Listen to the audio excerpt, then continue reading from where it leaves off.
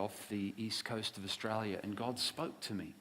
And he showed me that we were too scattered in what we were doing. We were just doing too many things, very small ministry, trying to just do too much stuff. And he showed me to focus on leadership and leader development. And so from that time on, this has been a real core, intentional, conscious focus. And at that time, leadership wasn't trendy. Leadership stuff now, sort of everybody's doing leadership and leader development. But also, the way he led us to work was very broadly related to leadership from a broad framework. And a great deal of leadership teaching focuses on specific areas of leadership, like team building, vision, character, prayer life, strategic planning, communication, delegation, empowerment, motivation, ethics, trust, mentoring, management, decision-making, governance, accountability, change, culture, creativity, on and on and on, right? Well, all of which is fantastic stuff. But the Lord led us in a little different way to think very broadly about leadership, and actually first, let's define what is leadership. Amazingly, I did my PhD on organizational leadership quite a few years ago, and at the end of the program, I reflected and I realized in the whole program, we never once even raised the question, what is leadership? And we did all kinds of, deep study and research and theoretical analysis on all sorts of pieces, but we never once asked, actually, what is leadership? Can I have a blank slate, bro, please? And so this is in particular what we're going to look at from an introductory perspective this morning. What is leadership? The other broad frameworks that we looked at, when you're going to do a jigsaw puzzle, you start with the corners, right? And so we looked at the four corners. What is leadership? What is a leader? What is a healthy leader? What is it that leaders do? And then how are leaders built? And so that was the direction that the Lord gave us. And these are the four critical areas, these four pieces. Get these four pieces right, and then the rest of it, all the details in the middle, will fall into place. But if we just dive into leadership, like vision or team building, all of which is fantastic, but if we dive into that without first having the frame in place, then we will not be as effective. And so here we're going to look at the nature of leadership. You'll notice on your page, everybody got a page, these are the questions that over these several hours we're going to answer. And at the end this morning, we will have a test. And when we have the test, you will not be allowed to look at your notes.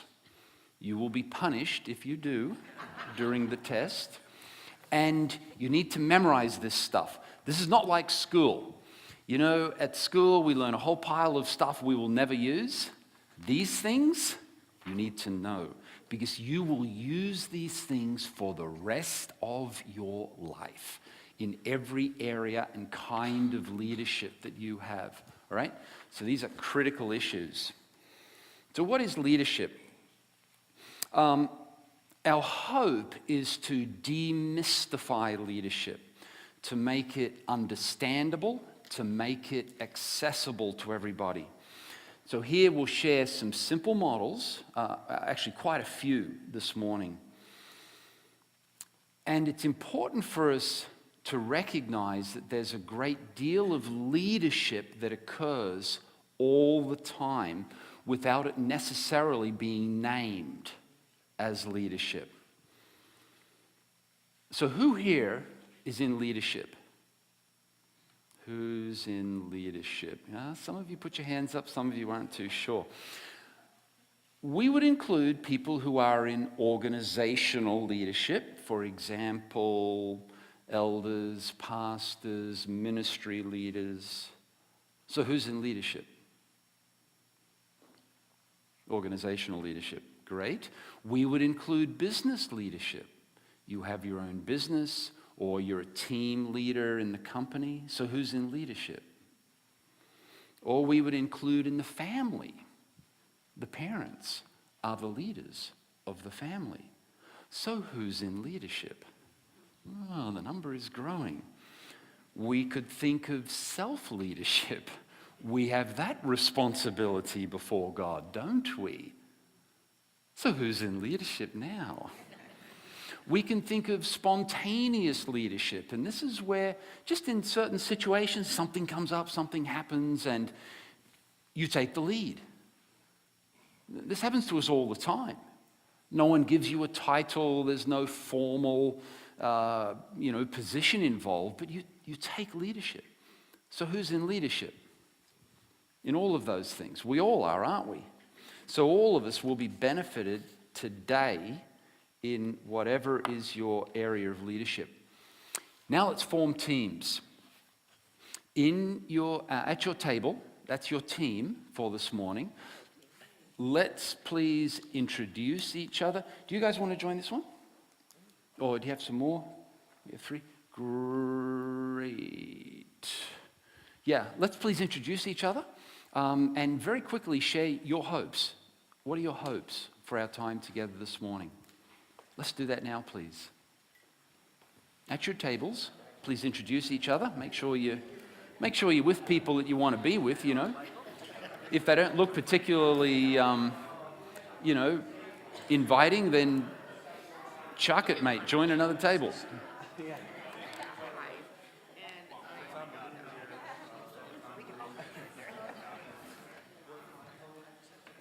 is Queen. I'm Michael. This is Carol. Eric. Andy.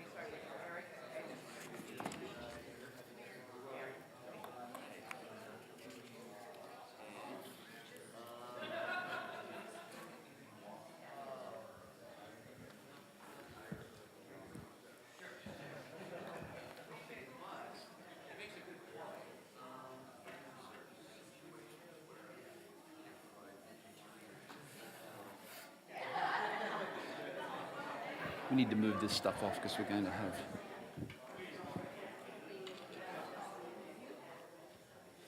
Great. Thanks, bro.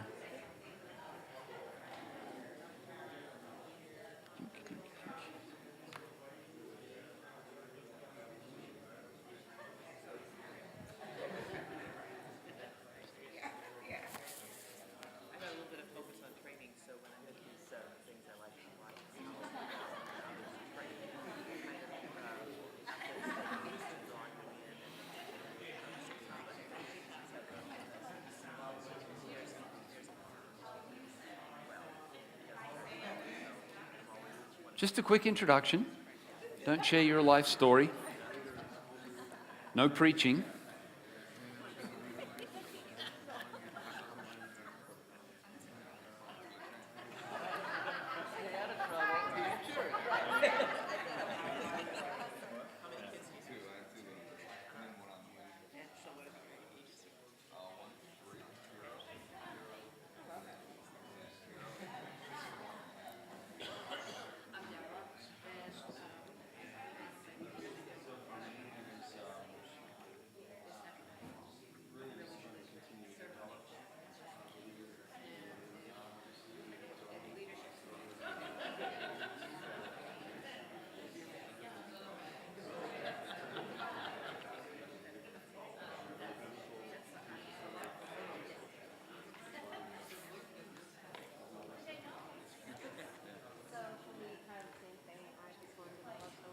How are you doing? Almost finished?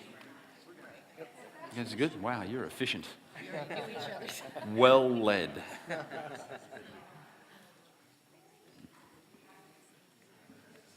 Now, you just shared your hopes for this morning. Does someone want to share something with all of us? What are your hopes for today, our time together today? Or maybe someone at your team said something that was really cool, and you want to share that with us about hopes for the day.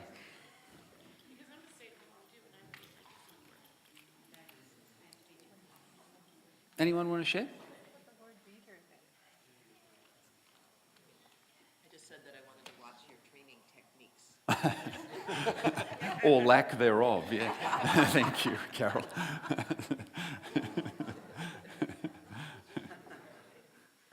Learn something new. Amen. Very good. Yeah. And I hope this will be very, very practical. Anyone else?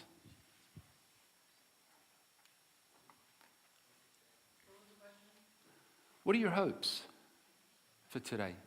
Why are you here? Why'd you come? You had other things to do. To be changed. Amen. To be an effective leader. Yeah, great. Yeah, to be able to lead better. Very good. All right. He's calling me out. Come on, spit it out. I'm just hoping for God to speak some clarity and some direction. I've just been in a place of feeling a little bit lost of knowing what he has next for me. Okay. Okay, good. Do it, Lord. Now, leadership has existed since the beginning of time. There have been leaders in all cultures throughout history. And we know, even in Egyptian hieroglyphics, that there were symbols for leaders like 5,000 years ago. So leaders have played a very important role in every society, every culture, all through history. And we see this biblically as well. For example, think of Joseph in his day. Without his leadership, the entire world would have been destroyed by famine. Yeah? Without Moses, where would Israel be still today? They'd be in Egypt, wouldn't they? Without Joshua, they would have remained circling the mountain in the wilderness, wouldn't have entered the promised land. Without David, Israel would have been overcome by the Philistines and Goliath. Without Paul, what would have happened in the early church? Yeah, it would have been overcome by the false teaching of the Judaizers, yeah? So we recognize that there are leaders everywhere in history, in the Bible, and as we look today in every area of society, in politics, education, in sports, in civil liberties, in the military, everyone has leaders everywhere. And because of the obvious importance of leadership, in the early 20th century, there began to be a lot of study of various aspects of leadership, like scholarly studies, academic studies. And over the last 100 years or so, the academics have presented many, many definitions of leadership. In fact, one scholar counted them and counted over 350 definitions of leadership, formal definitions of leadership. So we know that leadership exists. We know that it's important. We know when it's lacking. We know we can tell when it's present. But what on earth is it? What is it? So here's your first team assignment. In your teams, please answer this question. What is leadership? And answer it in this way. Please answer this question with a mime. You're going to show us a mime. Aren't you glad you came? In your team. You'll just have several minutes, so think quick, to design a mime. No words. And then we will have you present your mime. Now, there'll be two parts. First, you'll present your mime, and then, in a single word, you'll define the core meaning of your mime. According to your mime, what is leadership? Okay? So you'll do two things. Firstly, you'll do a mime that will tell us what you think leadership is. Second, you'll summarize that in a single word, your definition of what is leadership. And then we'll see your mimes, and no one will laugh. We promise. Okay, let's work on that now, please. And you've just got 4 or 5 minutes to design your mime.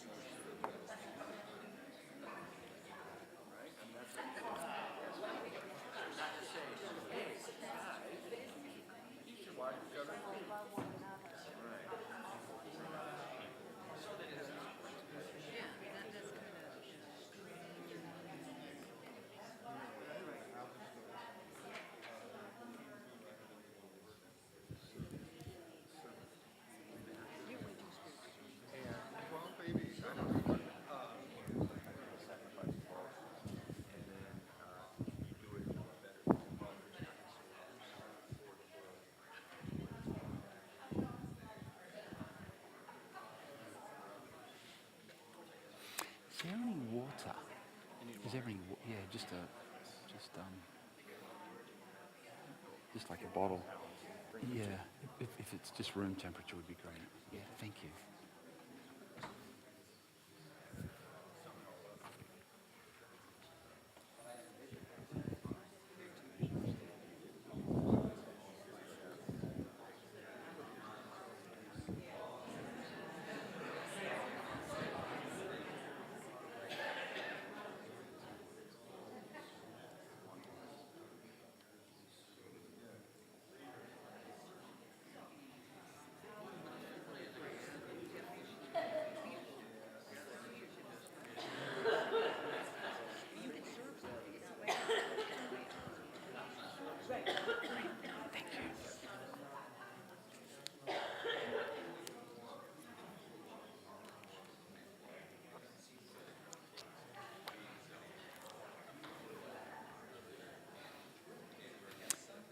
How are you doing?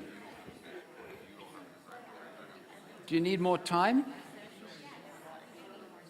A little more. All right, 1 or 2 more minutes.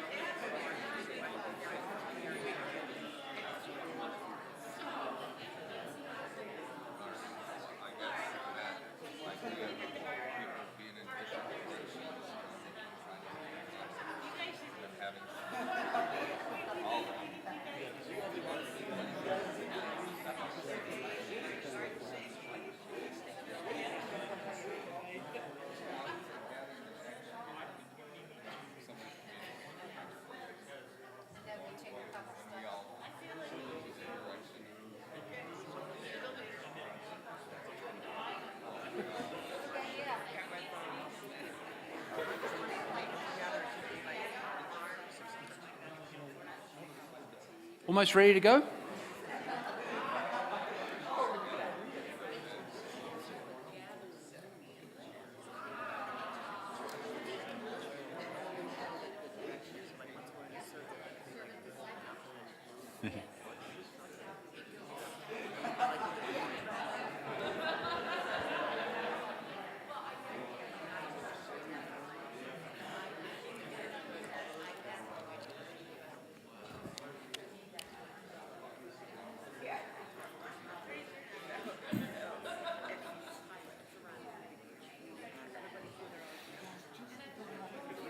Okay, are we ready to go?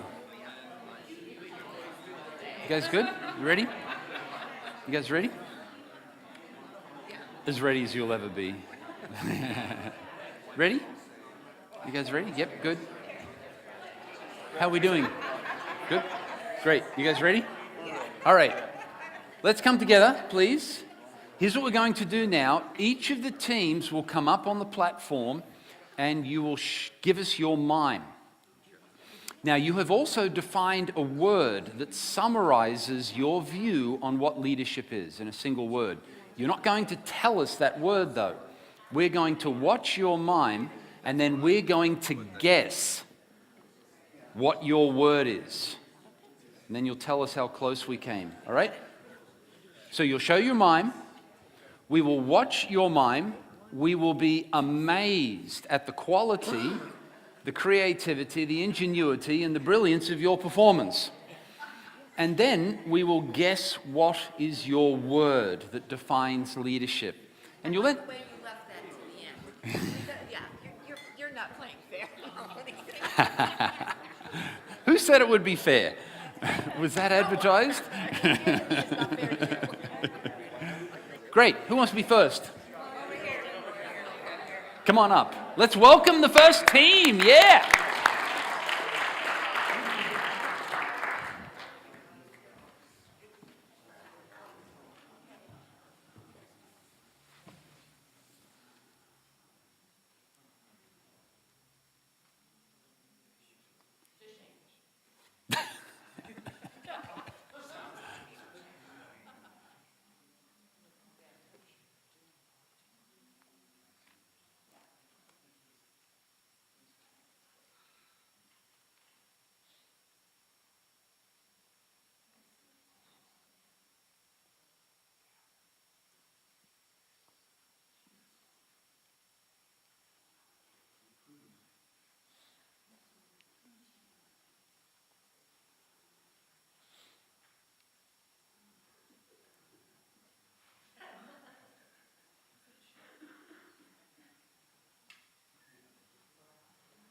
Wow. Wow, wasn't that great? Wow. Let's summarize. What do you see? Single word, or it could be a very short phrase also. Teamwork. Teamwork. What else? Can we grab these words? Influence. Someone said influence. Good. What else? What'd you see? Invitation. Wow. Good. Encouragement. Yeah, there's lots of encouragement there, wasn't there? Sister? Evangelism. Good. Friendly. Very friendly. What else? Great. What was your word? Unity. Wow. Yeah, they were all distracted and then the leader brought them into unity. So leadership is unity. Cool. Nice. Who's next? Please. Let's welcome Mighty Team 2.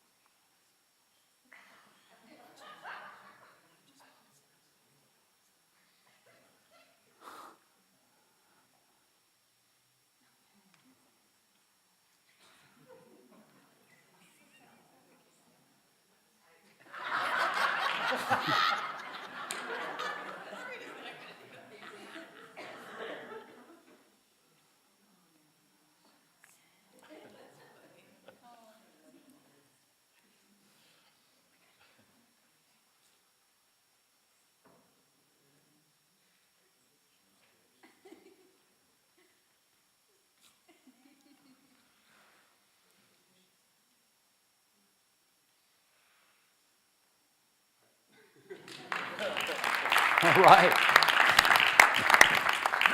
What did you see? What is leadership? Example, leading. Example. We're leading by example. Good. Anyone else? Imitation.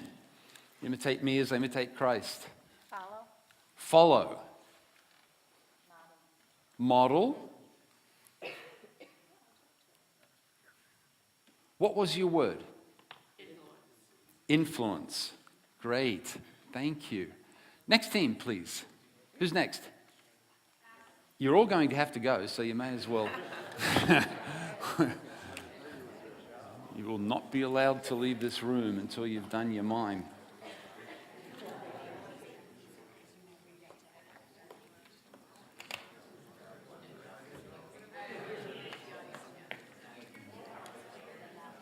Can you get them all on just one slide?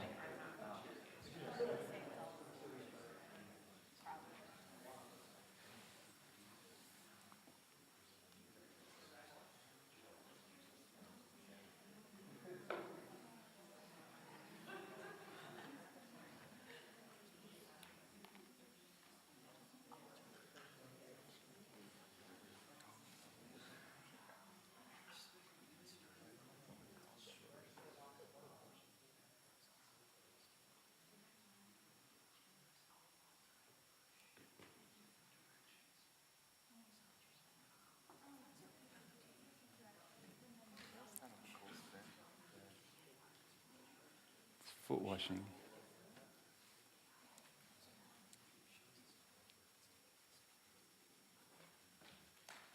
Great. Wow. What did you see? What is leadership? Servanthood. Anyone else? Example. Yeah, great example of servanthood. Humility. Great. And what was your word? Example. Great. But it was a very specific kind of example, wasn't it? Example of servanthood and humility. Very good. Who's next?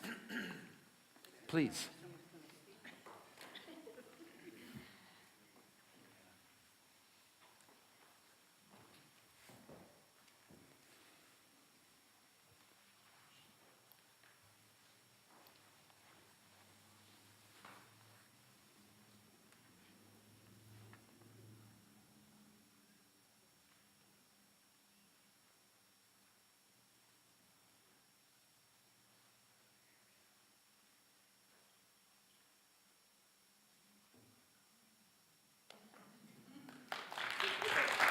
Okay. What do we see? Vision. Leadership is vision. More? That's it? Sweet and simple. What was it? Vision. Oh, we got one right at last. Well done. Leadership is vision. Very good. Next team, please. Who's up?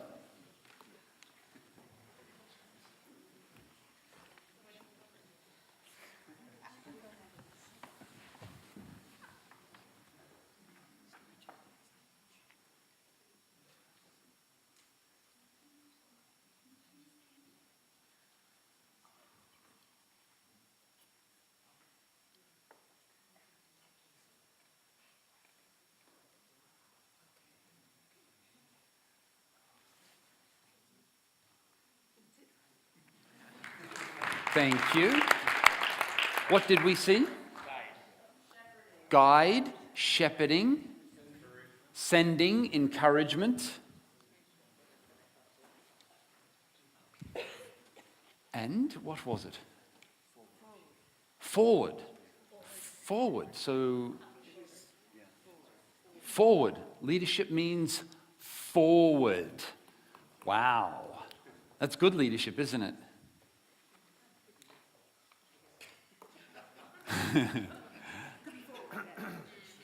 Next team, please. Who's next?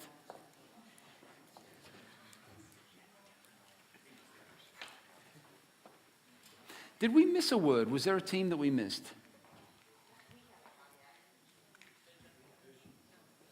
Yeah, we've got vision. Everyone else is up here? Okay, great. Here we go. Start again, please. Sorry.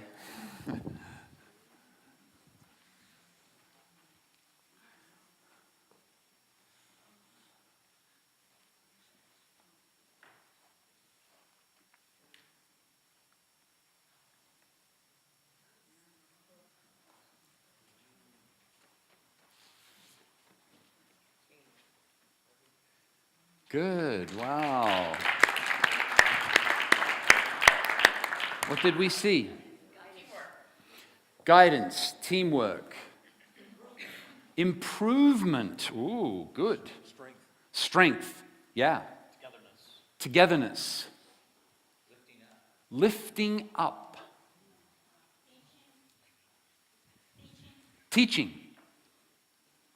Great. Accomplishment of the job. Well, we'll give you a pass just this once. And your word was? Guidance. Good. Wow, great. Thank you. And the last team. Let's welcome the last team.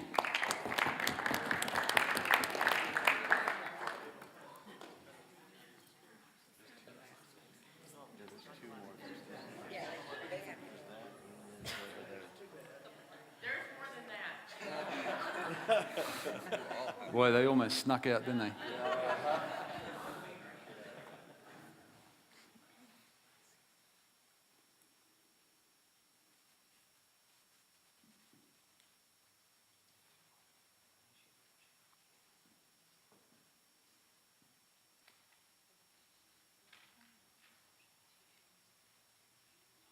More foot washing.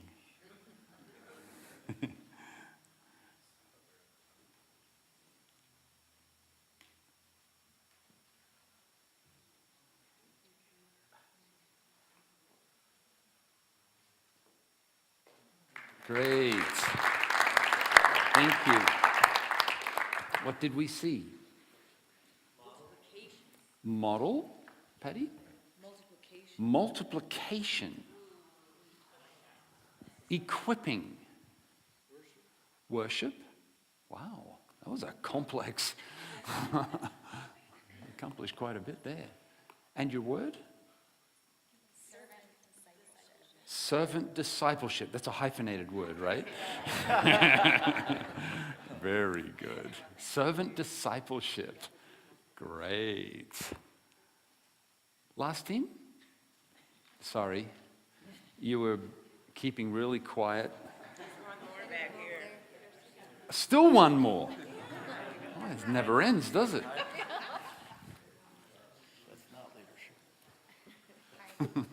Hiding. Yeah. Though we've all wanted to do it before.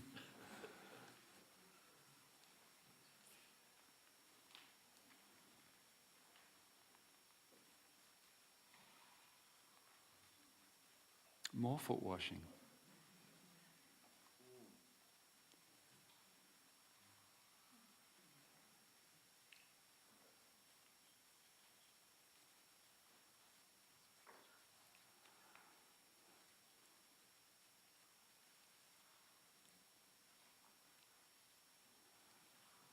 Great. What did we see? Union. Inviting.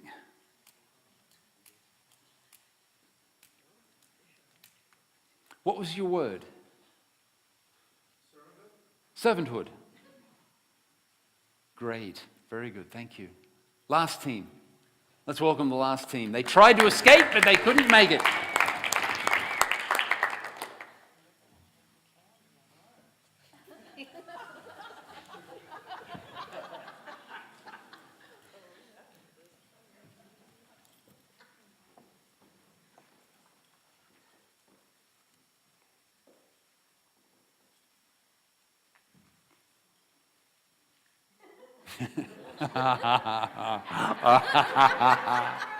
That's great. Whoa. This is a theologically deep one.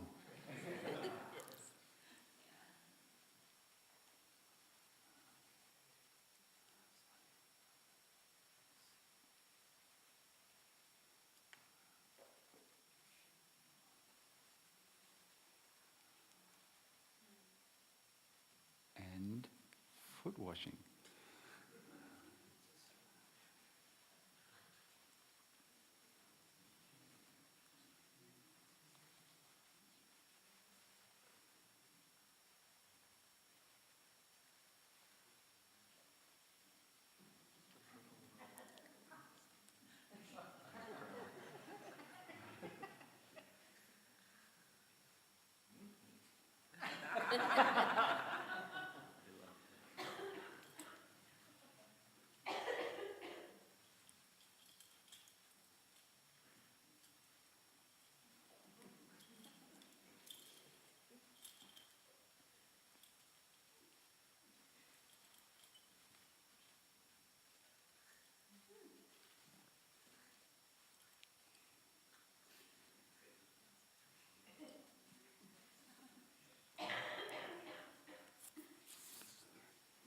Wow.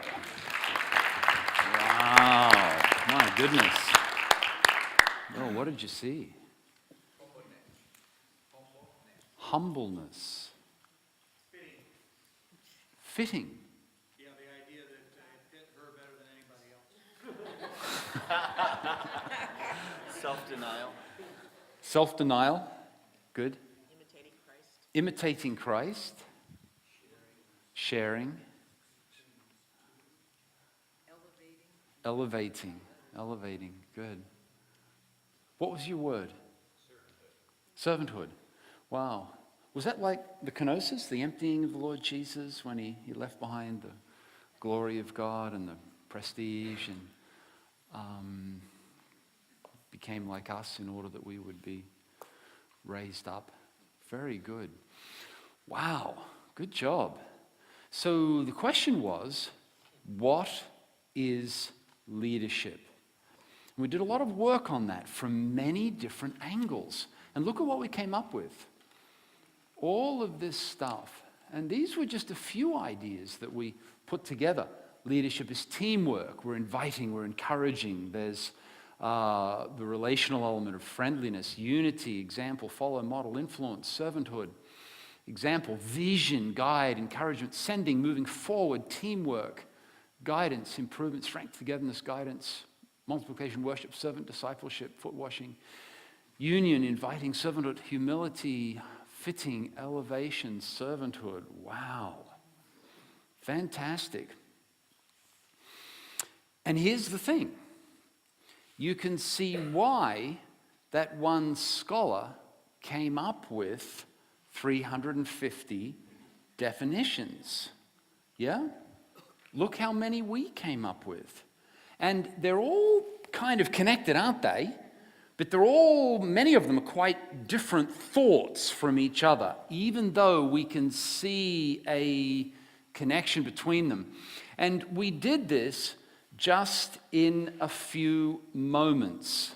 We came up with all of these many ideas, these many ways of describing leadership. Yeah, I'm down, bro. Now, so let's work on unifying these and seeing if we can define a single, simple understanding of what leadership is, for which I need this guy. So let's do this. Let's do that. Reset.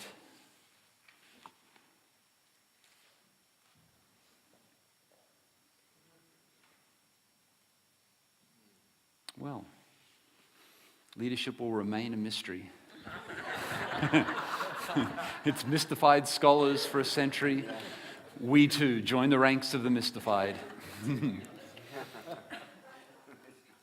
Wow.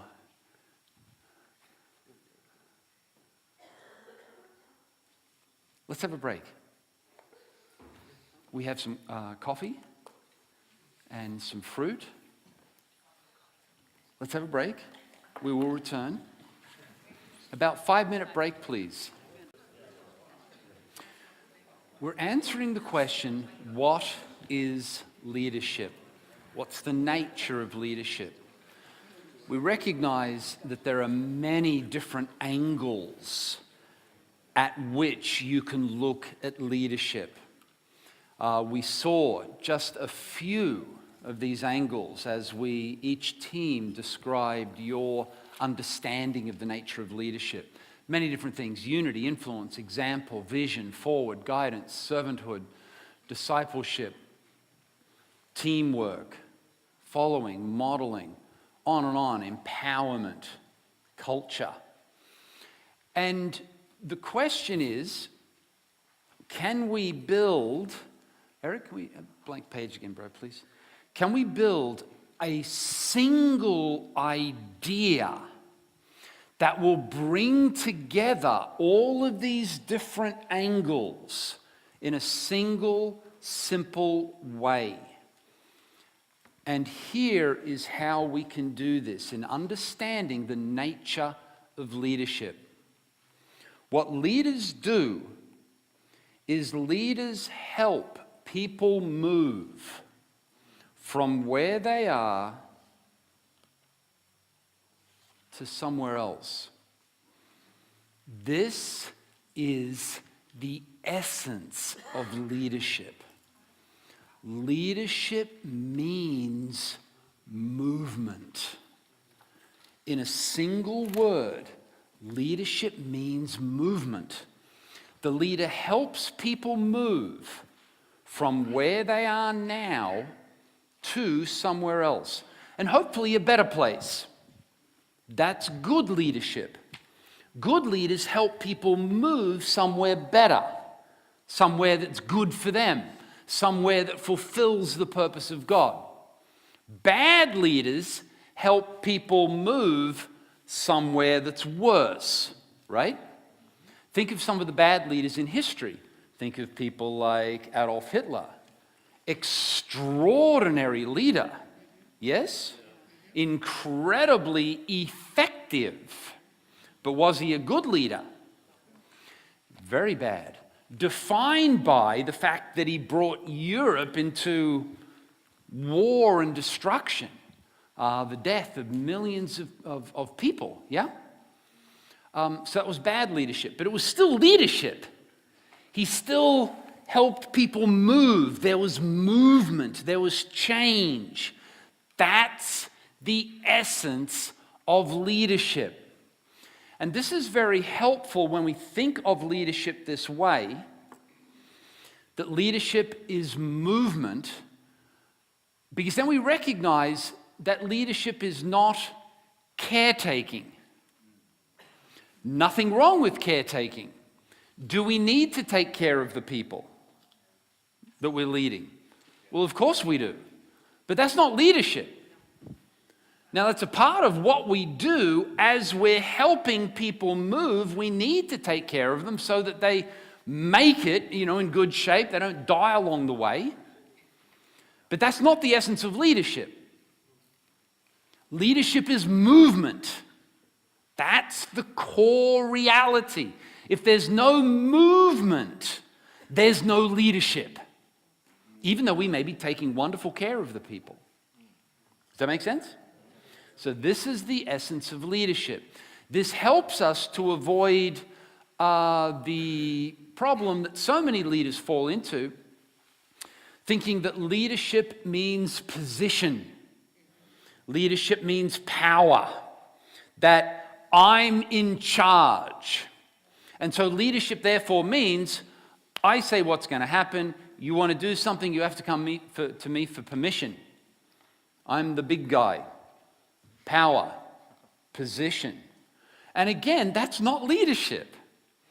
Now, there may be position and authority involved in the particular kind of leadership that you're exercising, but that's not the essence of leadership. Leadership means you're helping people move. That's leadership.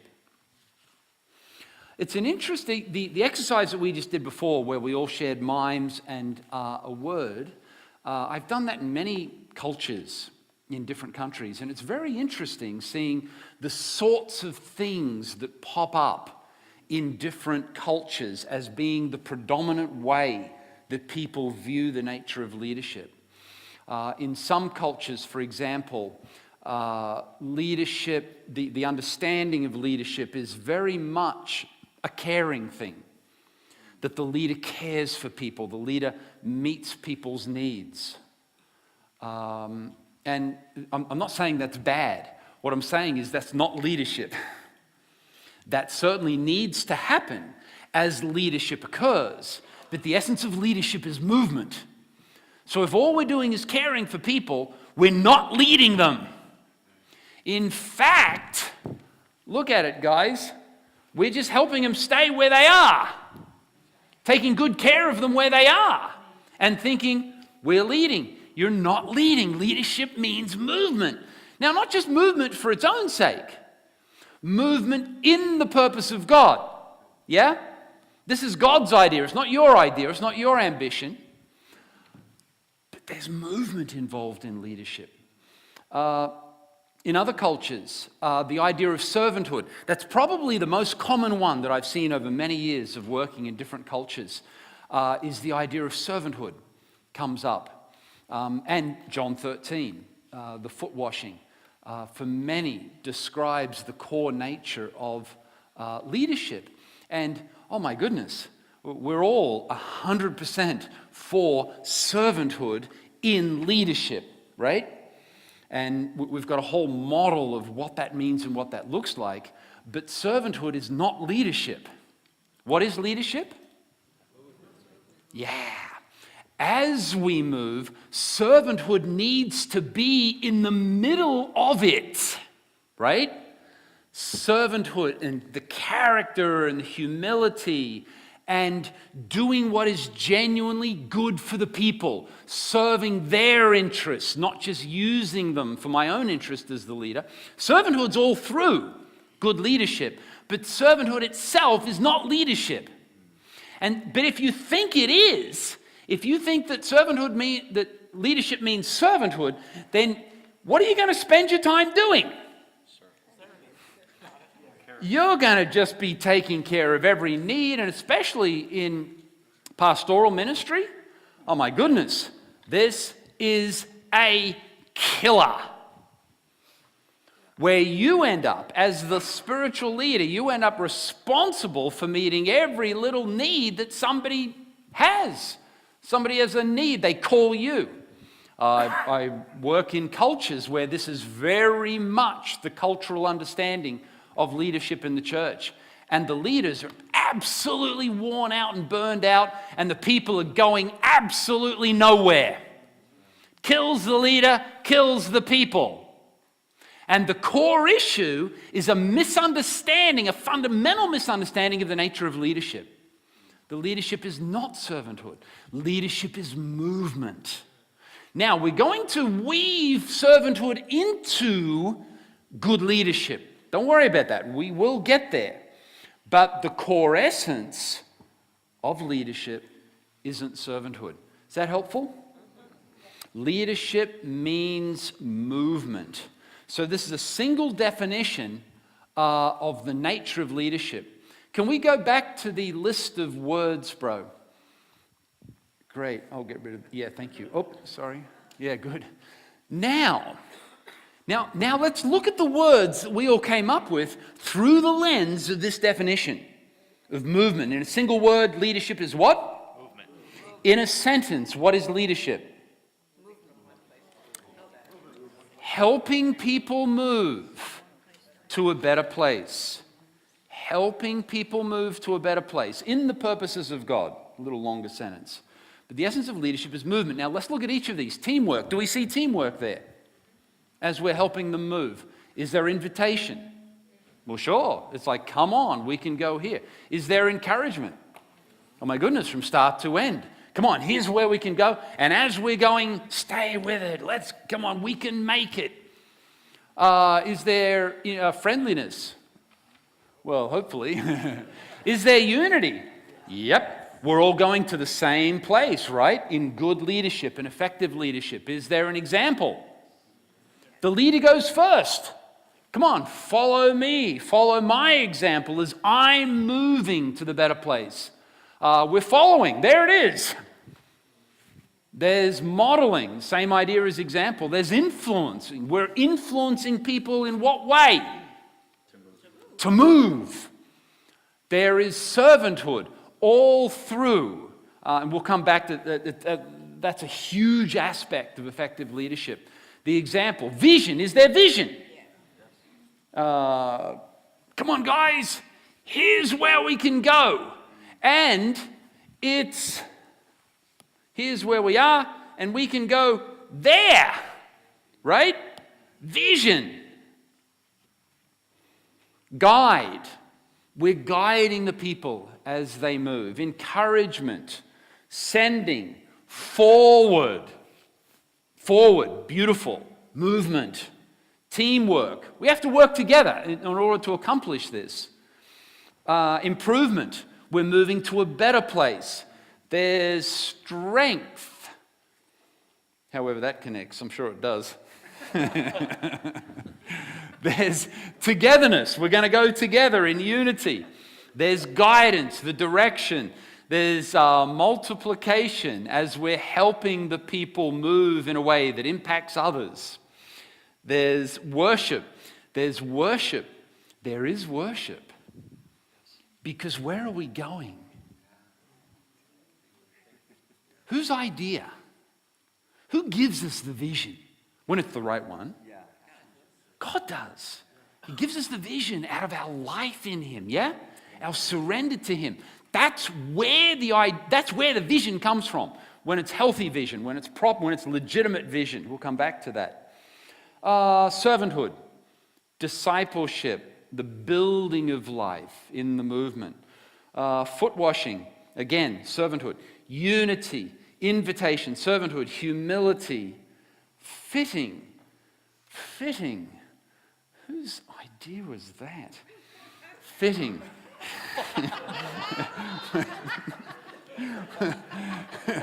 We're all right. I'm trying. We're in the right shoes. Come on, figure it out. You to be the pastor of the church than me. It's more fitting. Okay, great. So glad we got that one. I knew we'd squeeze it in there somewhere. And then elevation, it's the idea of moving to a better place, yeah? So what do you think? And all of the other ideas that we could say, leadership is culture, and leadership is empowerment, and delegation, and motivation, and on and on. They all fit beautifully in this simple definition. So in a single word, what's the nature of leadership? In a sentence, what is the nature of leadership? What do leaders do? Great. Leaders help people to move from where they are now to a better place in the purposes of God. Let's break this down now, please. Thank you. As we're helping people move, there are 3 parts to leadership, broadly. 3 things happen here. Firstly is direction. Here's where we're moving, the establishing of direction. This is what leaders do. Leaders establish direction. Leaders define the vision. Here's where we're going. It's here. It's not here. It's not here. We're not staying where we are now. We're moving here because this is the purpose of God. This is what is best for the people. So this is the first element, the first part of leadership is direction. The leader establishes direction. Secondly is alignment. Alignment. Great. The technology works, but it can't make up for bad writing. Alignment. This is what alignment means. We're helping the people move from where they are now to a better place in the purpose of God. If we're going to move, that requires alignment. Here are the people, and this is the way they are right now, like many churches. Are they aligned? Here's another church. This is where we're going, and this is, the people are in beautiful unity. Are they aligned with the vision? They're aligned with the wrong thing, but they're not aligned with the vision, are they? They're not properly aligned with the direction. So alignment means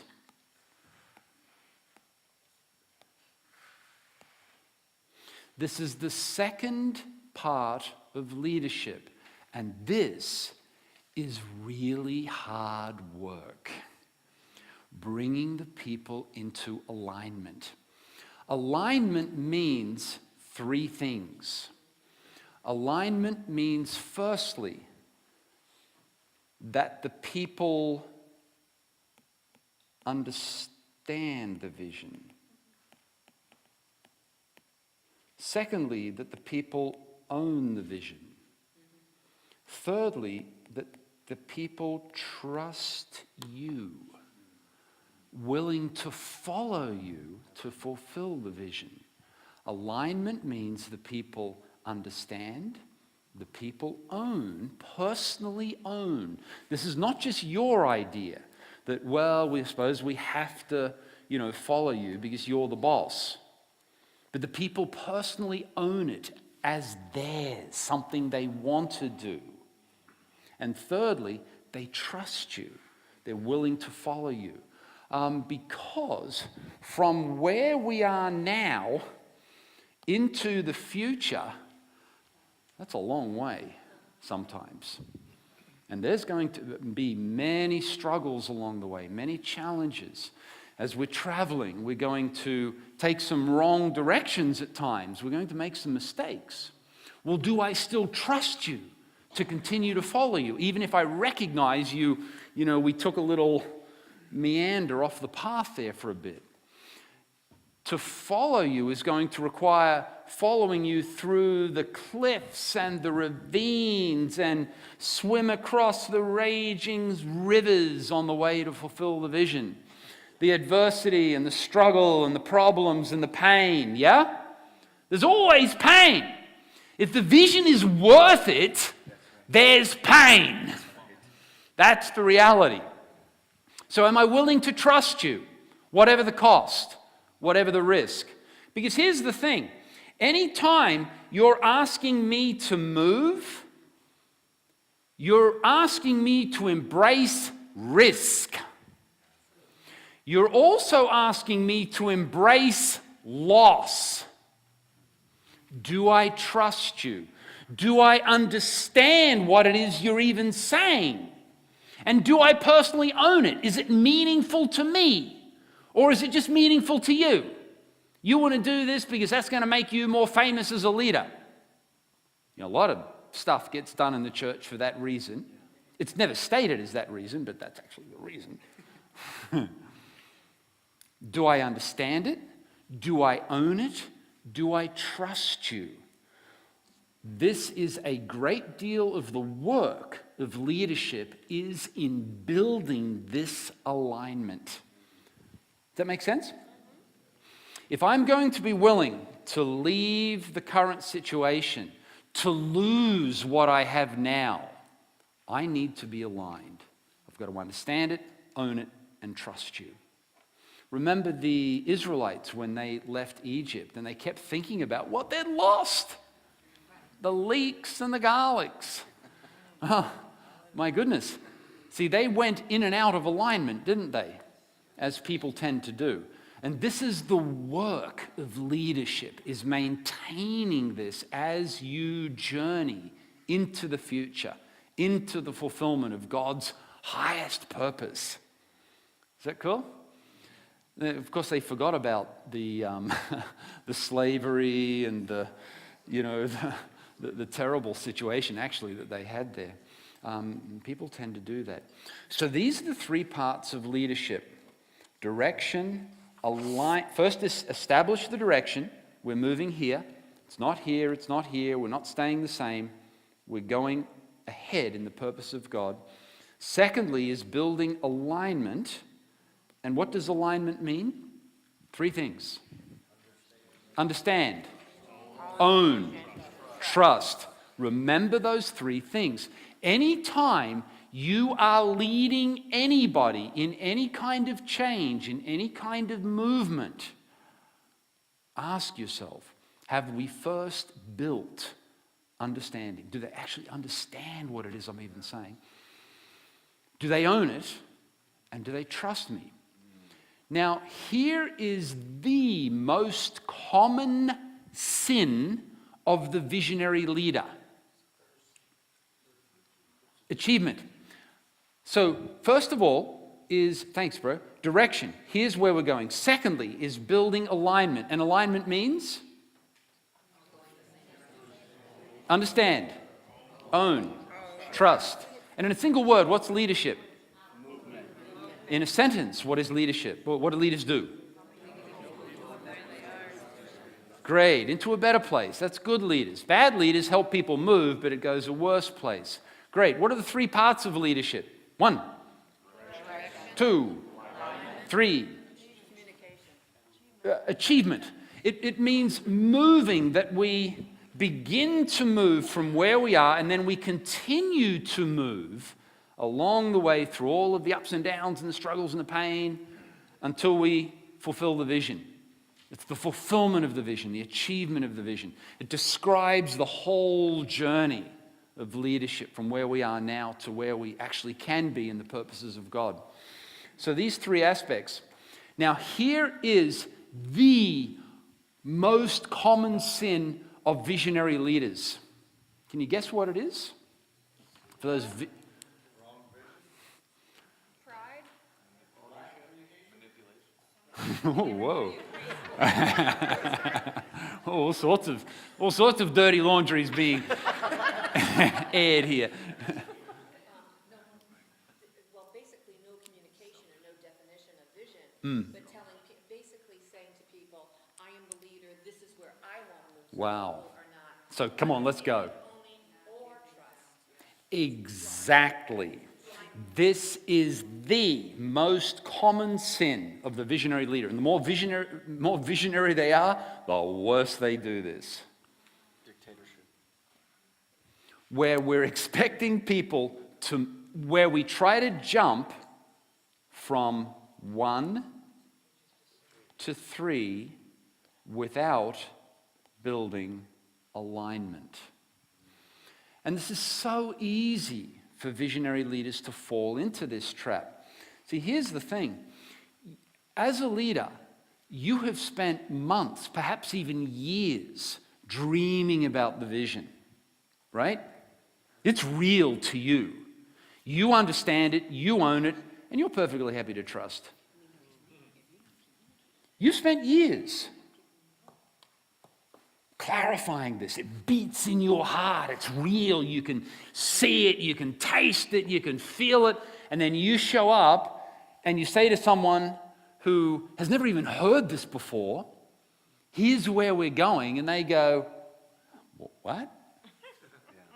Why? Are you kidding? I'm comfortable here. Why do I have to change? Yeah? And you're like, because in your heart there's the purpose of God, the vision of God, there's what we can do, who we can be, the nations we can change, yeah? And you're like, you backslidden, you rebel against God, where's your faith, where's your... You ever seen that done? You ever done it? Ever been tempted to think that stuff? Here's the problem. The problem is not necessarily with the people. The problem is with you. What have you failed to do? Exactly. Alignment is really hard work. But if you don't build alignment, you will pay the price. The people will pay the price. It's going to be struggles all along the way. It's going to be pain. It's going to be grumbling. It's going to be quite likely ultimate failure. Not only do the people need time to do what? Three aspects of alignment. What are they? Alignment. What's alignment? Understand. Own. Trust. Not only do they need time to do that you've already had, because you've been praying about this for ages, yeah? Also recognize that they're not made the way that you are. You've got particular leadership giftings and capacities from God. You're able to see vision. It's so real to you. You know, you live, the real visionary leaders, they live 5, 10 years in the future. You know, that's their world. That's all they see. And they kind of assume everybody else is the same way. Problem is, everybody else isn't. They're well and truly in the present. And so they're just not equipped in the same way that you are to jump onto this new fantastic vision that to you is absolutely compelling. To you, it's irresistible. It's obvious. Yeah? They need time. They need you to help them. They need you to walk alongside them. They need you to do the work of building alignment. And this is the work of leadership, dear friends. It's really hard work. In a single word, what's leadership? In a sentence. Great. The essence of leadership is movement. There are 3 parts to leadership. What are they? Great. Establish the direction, help the people come into alignment with the direction, and then begin to move and continue to move until you arrive at the destination. The vision is accomplished. Great. So we're going to look at each of these 3 now: direction, alignment, and achievement. And by the way, what's the characteristics of alignment? Understand, own the vision, and trust. Great. And if they're not aligned, they're not going to follow. And you can continue to tell them that you're the boss and you've got the position and you've got the title, and by the way, God is with you. And so if they resist you, whoa, you know how that sentence finishes. Oh my goodness, guys, that's really bad leadership. That's it. That's it. Happens in a lot of churches, sadly, that kind of a thing. And, you know, that's easy to do. Hey, I'm the man of God. I've heard from God. This is what we're going to do. You'd better line up or else you're in trouble with God. Oh, my goodness. Awful leadership. And a very nice way of bypassing the work of leadership. Yeah? We just kind of blame it on God. Sister? This also, I was just thinking how this really goes into parenting. I mean, you have a vision of Amen. of where you want to take your children from baby to where you want them to be at, hopefully at 18. Amen. And that can't be done by saying, that has to be done by Yeah, yeah, showing the vision. Yeah. Where you want them to be. yeah. Nurturing their life. Yeah. Yeah, good. Very good, very good. Amen. So here are the 3 aspects of leadership. Let's look firstly at direction. And there are 3 characteristics, 3 of direction, of vision that we want to talk about. Firstly, this is under direction, vision. Vision must be God-centered. It's got to be His vision, not just your ambition. And if we're serving God, my goodness, the sky is the limit, isn't it? And this is healthy vision, true direction, the purpose of God. God always has somewhere better for us to go. Yeah?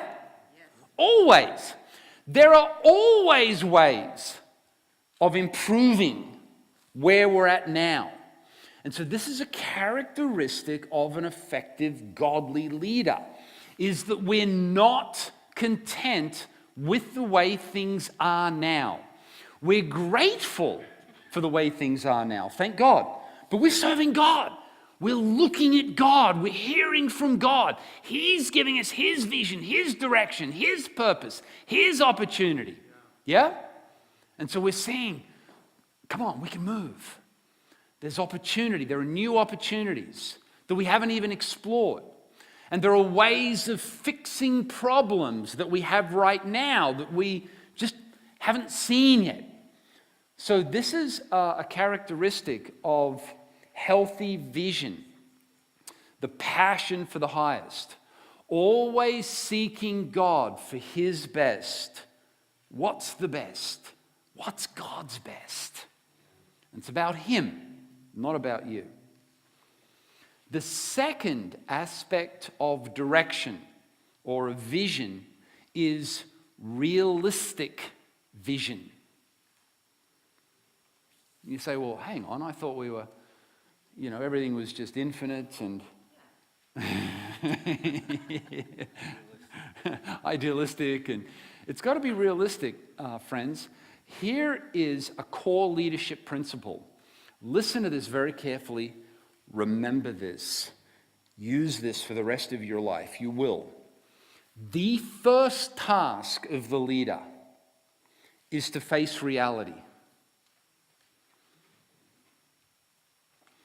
That's the first task of the leader. Face reality. And we as human beings don't want to face reality. We want to be idealistic. We want to live in our own illusions. Leaders in particular end up given to illusions where we tell ourselves, well, this is the way it is. And it's not the way it is. It's the way you would like it to be, but it's not the way it is. Here's the thing. In facing reality, what do leaders do? What do leaders do? Yeah, from where they are now to a better place. You must understand realistically, where are the people now? What is the current situation? Because otherwise, you're going to think the people are over here or over there, or maybe they've already arrived, or maybe they're back here, and the leader must face reality. And this actually is one of the core reasons why people need leaders. We need leaders to help us face reality. Otherwise, as the people, we think this is great where we're at now. And this is the best that we can ever have. Yeah? The first task of the leader is to face reality. Remember that throughout your life and keep challenging yourself. Am I facing reality here? Challenge each other. Hey, let's face reality. Let's stop and face reality. So that's a core leadership principle. See, leadership is more than just grandiose, visionary talk. Anyone can talk big. That's not vision. We're talking here about realistic vision. Remember the boy who cried wolf? And after a while, no one believed him anymore, right? And in the same way, it's like this with many leaders who cry, the vision of God, the vision of God. But it's not real. It's not God. It doesn't interact with the realities of our current situation. Or you're describing something that's not right. We can't do it, or we shouldn't do it. It's not God. It sounds dramatic. It sounds exciting, but it's not real. And after a while, you do that too many times, no one's going to believe you anymore. Because what are the 3 characteristics of alignment? And if all your leadership vision is big talk, after a while, we're going to recognize that, and we're not going to trust you. Lazy leadership is just big talk, where we dream up big goals, and then we just kind of dump them on the people. Hey, I'm the leader. I'm supposed to be visionary. I've got this incredible vision. I've done my job. Now you do yours, please. Oh my goodness. And by the way, I've got the title. And by the way, this is of God. So you'd sure better submit, or else you're in trouble with him. Realistic vision is hard work. It takes honesty. It takes prayer. It takes deep dependence on God. Realistic vision, facing reality. It takes a great deal of listening to the people, knowing the people, and then actually doing the vision yourself, not just dumping it on somebody else. Here's what you're to do in order to fulfill my vision. It means walking with the people, encouraging them. It means understanding the situation now and then the situation around you as you're moving to fulfill the vision. Leadership is really hard work. Vision is hard work. It's not just coming up with some big, exciting, dramatic idea and expecting us all to be impressed and expecting us all to, throw ourselves into it, to do it for you. Is that cool? And remember the 3 parts of leadership. What are they? Leadership, direction, alignment, and then achievement. So it's not just vision. Leadership sees it through to the end. Clarifying the vision, building alignment, walking with the people into the fulfillment of the vision. Does that make sense? Leadership is really, really hard work. It's not just big visionary talk. And this is something that you see a lot with leaders, is that they think it's just big visionary talk. And so let's come up with something, and the bigger the better, the more exciting the better, the more dramatic it is. And then we just try to move people emotionally to, get on board. That's why it fails. Ultimately, it just fails. It just fails. It's because it wasn't real. It wasn't a real vision. It was just a harebrained scheme, accompanied with some big talk. This is the reality, dear friends. Big vision is easy, but big vision without the work is fake leadership. Big vision without the work is lazy leadership. So be a good leader. Sister. So, in terms of discerning your vision as godly, does, because it might be a 10-year or 20-year in the making, Yeah. as long as that work is in place, it doesn't necessarily mean that big vision is not godly. It's just that without the work. Yeah. Remember the first characteristic of the vision. God. Wow. What can he do? What can we do with him, in him, through him? My mind goes into many places then. Yeah. Realistically, but Yeah. God, but I do understand that Yeah.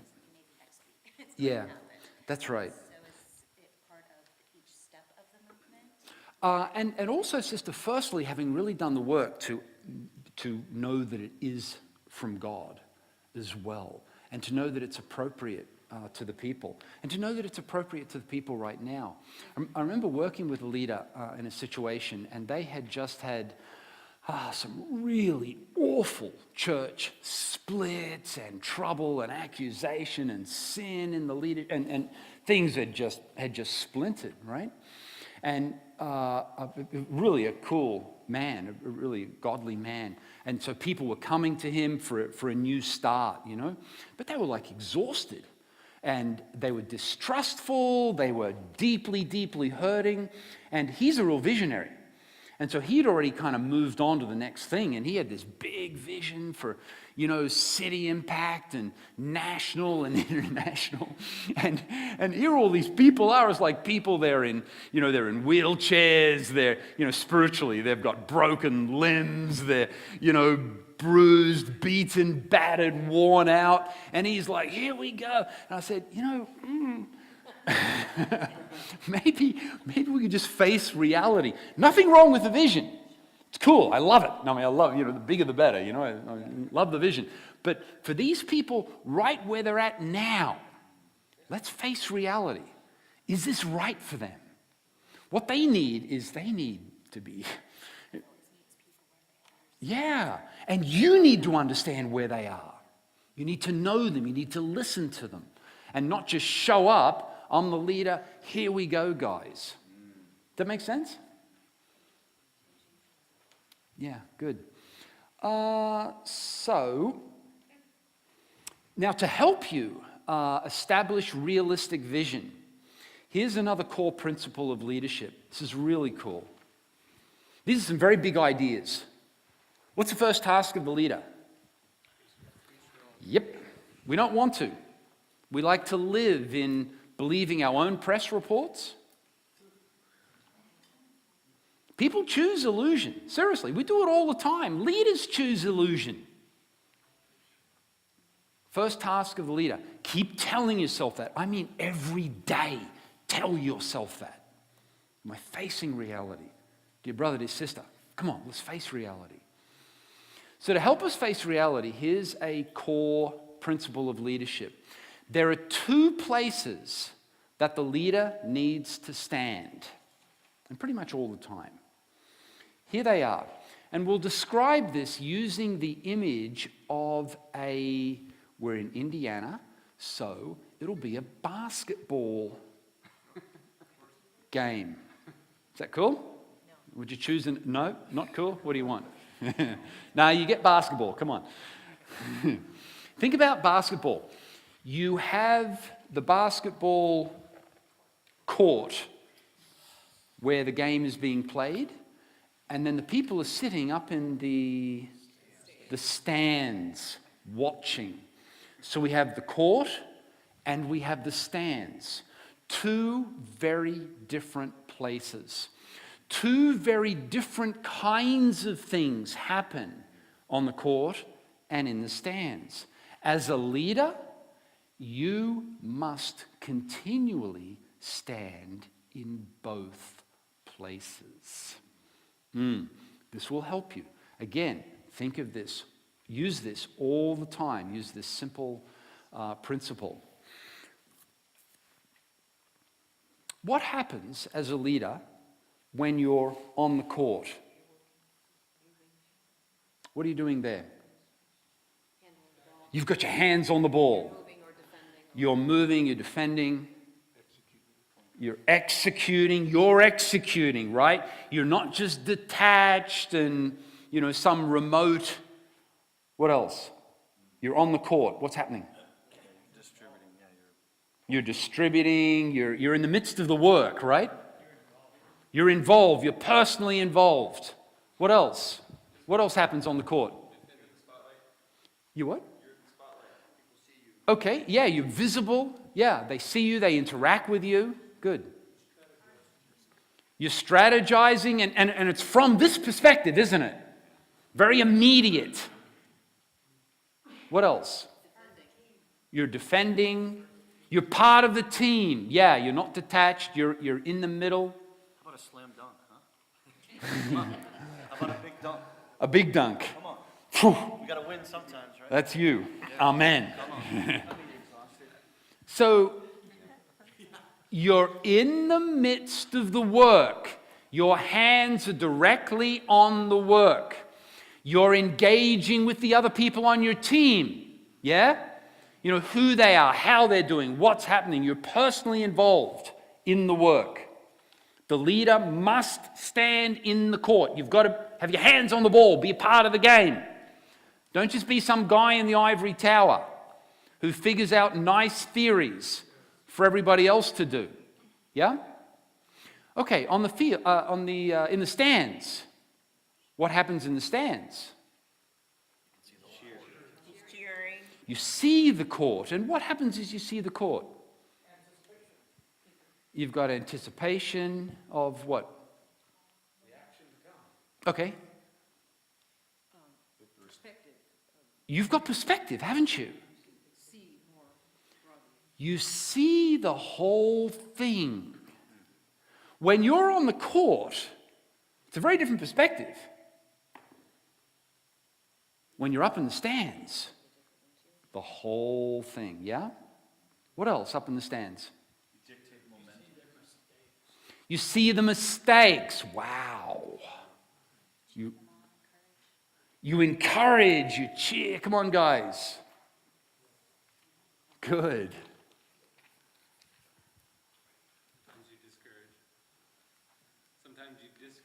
Sometimes you're discouraged up in the stands. Sure.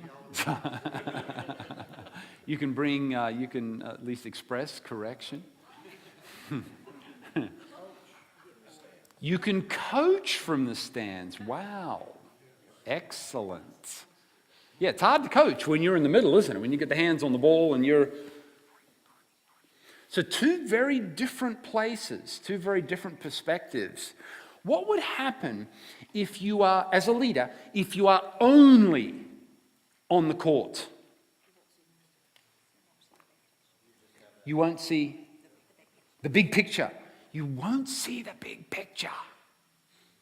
What else? Someone said it before, if you're only, I think, Mark, you said it.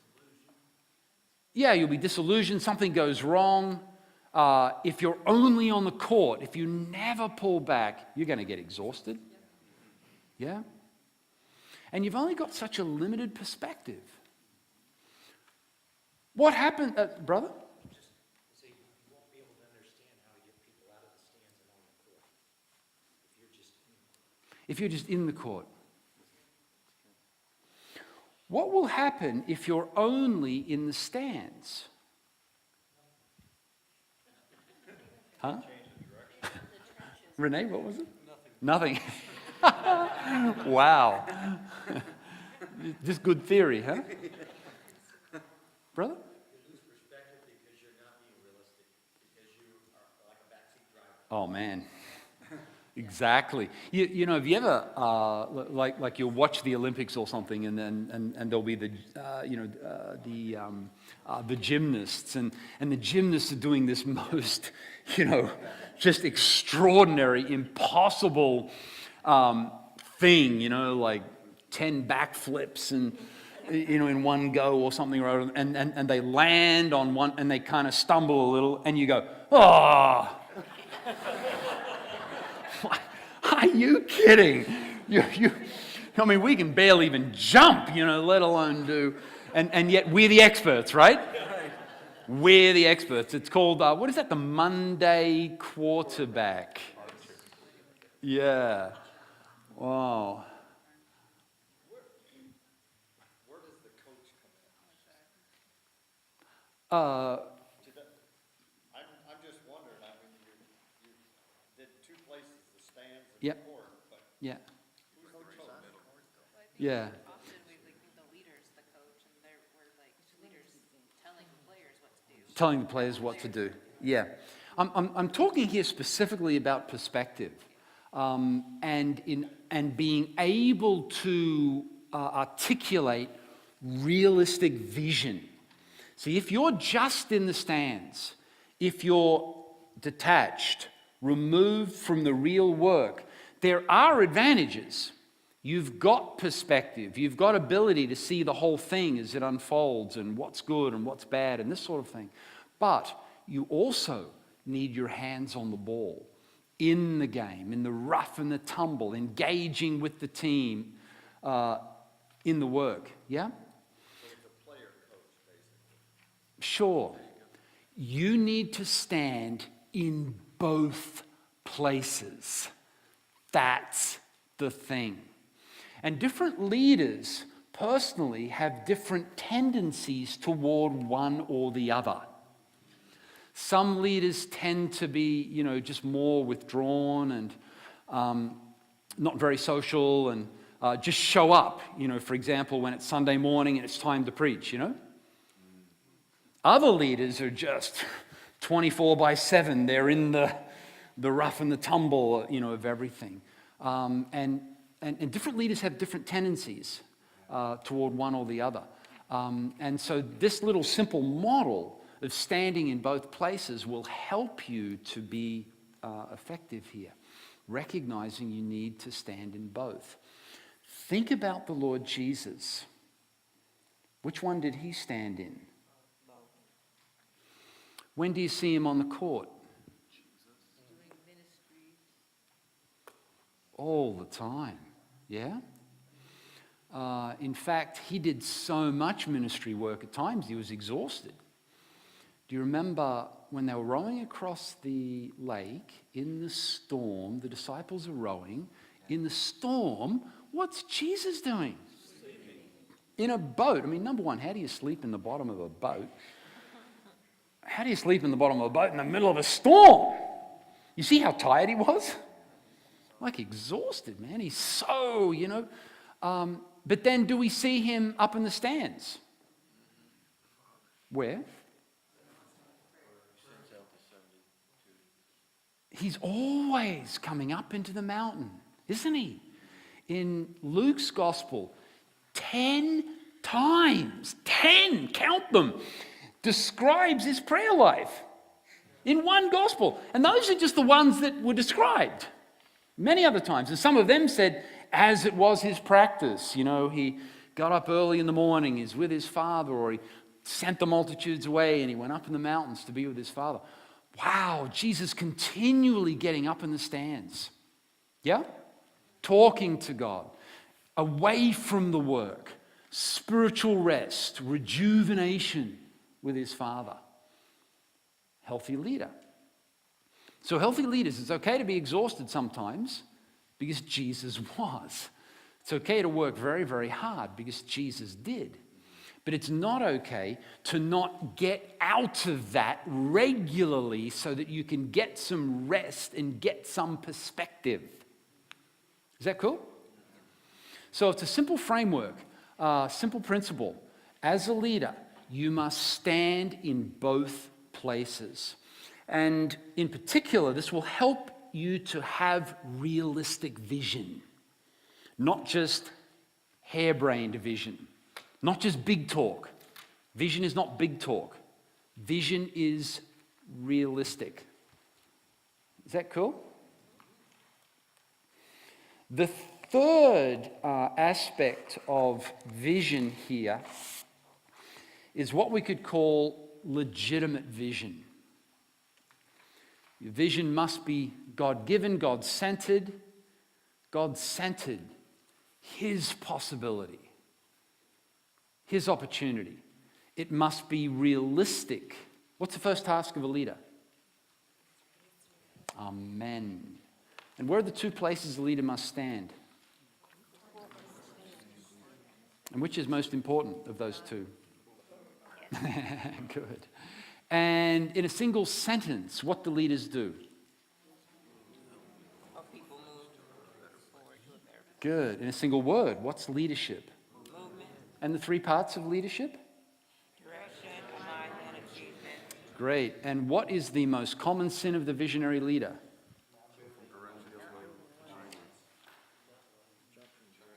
Yes, skip alignment. Jump from one, I've had the vision, to let's go. Let's start moving. We're gonna do this thing. And we skip two. And so, but what does alignment even mean? Understand, Understand, own the vision, own, trust. and trust. Great. And that's the work of leadership. Much of the work of leadership is in building alignment. But here we're talking about vision. So first, vision, direction, God-centered. Not just satisfied with the way things are, but we're serving God. Wow. Infinitely creative, infinitely powerful, with massive vision for the nations, yeah? He can turn cities and nations upside down. So this must guide our vision. This must breathe into our vision. God, the fact that we're serving God, it's not just a little human thing. It's not a human endeavor that we're involved in here. Amen. But then, to get the other side of it, must be realistic. First task of the leader? Yeah, good. To help us face reality, we want to be able then to stand in the two places, understand the people, who are they, where are they at, but then also have the broad perspective on the situation, be able to make very strong strategic analysis and decisions. So, but here's the third idea, is this idea of legitimate vision, and this is huge. And this connects directly with the idea of servant leadership.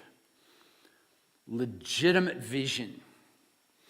Legitimate vision means two things.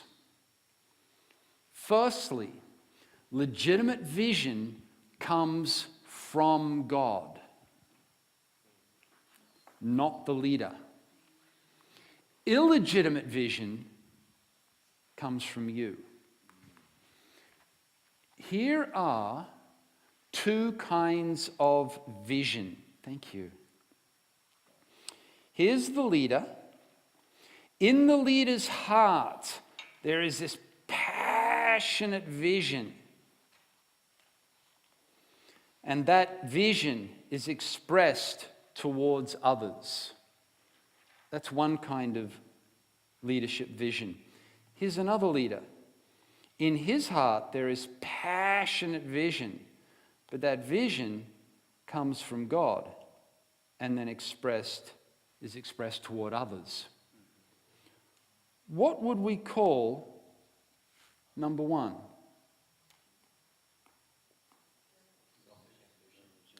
Wow. Selfish ambition. This is human ambition. This is divine vision. There's a huge difference, dear friends. Legitimate vision must come from God. And see, here's the thing. Both of them can be really passionate. Both can be really moving, can be really exciting, can be really big and dramatic, and look like a lot of fun. But one of them comes from my own human ambition, and one of them comes from God. This is the first characteristic of legitimate vision. What is it? Comes from God.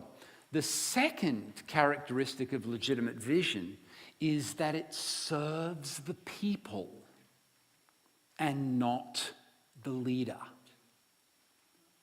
Oh my goodness. And you even hear this from leaders sometimes, that I'm the leader and your goal, dear people, is to serve my vision, is to help me achieve something, this sort of thing. And it's actually backwards.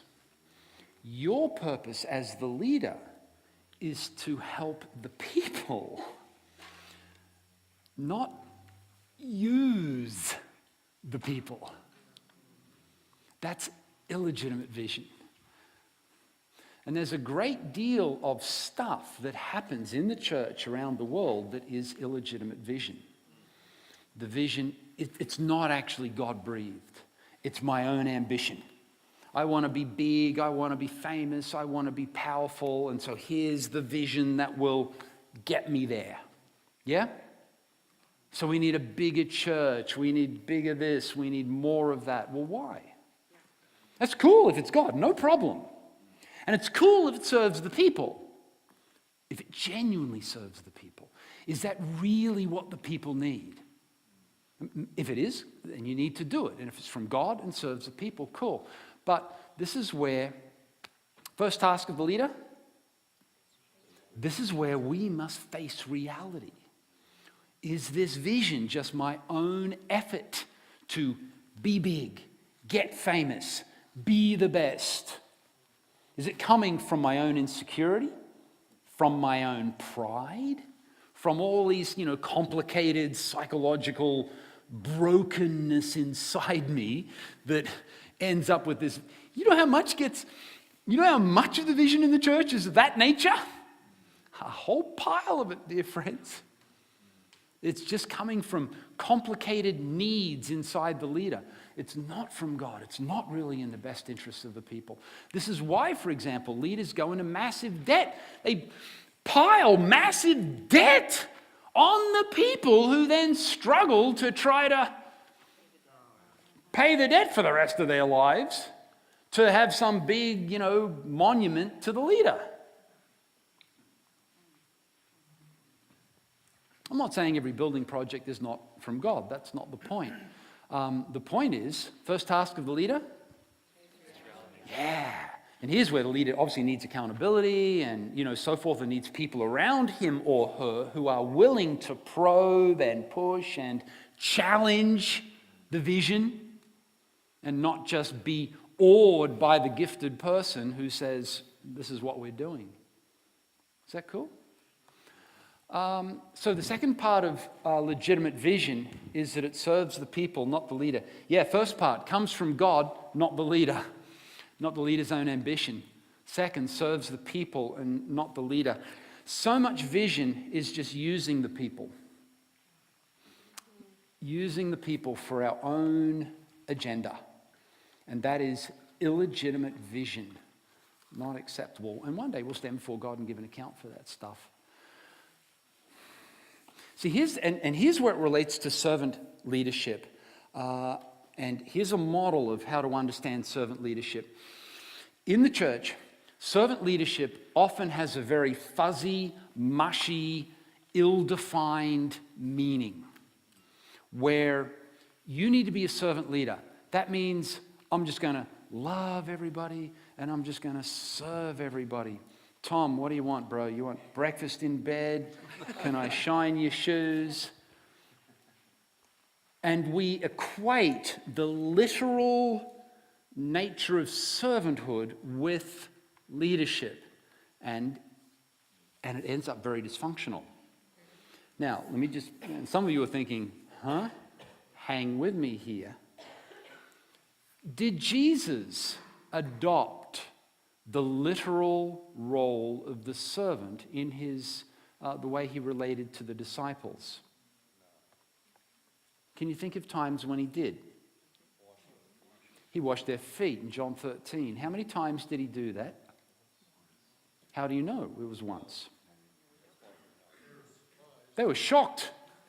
Obviously, this had not been his common practice. When they were rowing in the boat across the lake, who was doing the rowing? When they prepared the Last Supper, the last Passover at the end, who did the arrangements? When they fed the 5,000, who did the work of distribution? On and on and on and on. Jesus did not adopt the literal role of the servant. Yet he was the absolute perfect servant leader. So we need to think more robustly about this idea of servant leadership than just equating it in a very simple, literal sense. That just means that you just need to serve people. Because if you embrace that role of the literal servant, you've got a need, I've got to come and meet it. Oh my goodness. It's going to kill you. And it's going to keep them babies. And it's actually not in their best interests. Aha. That is the essence of servant leadership.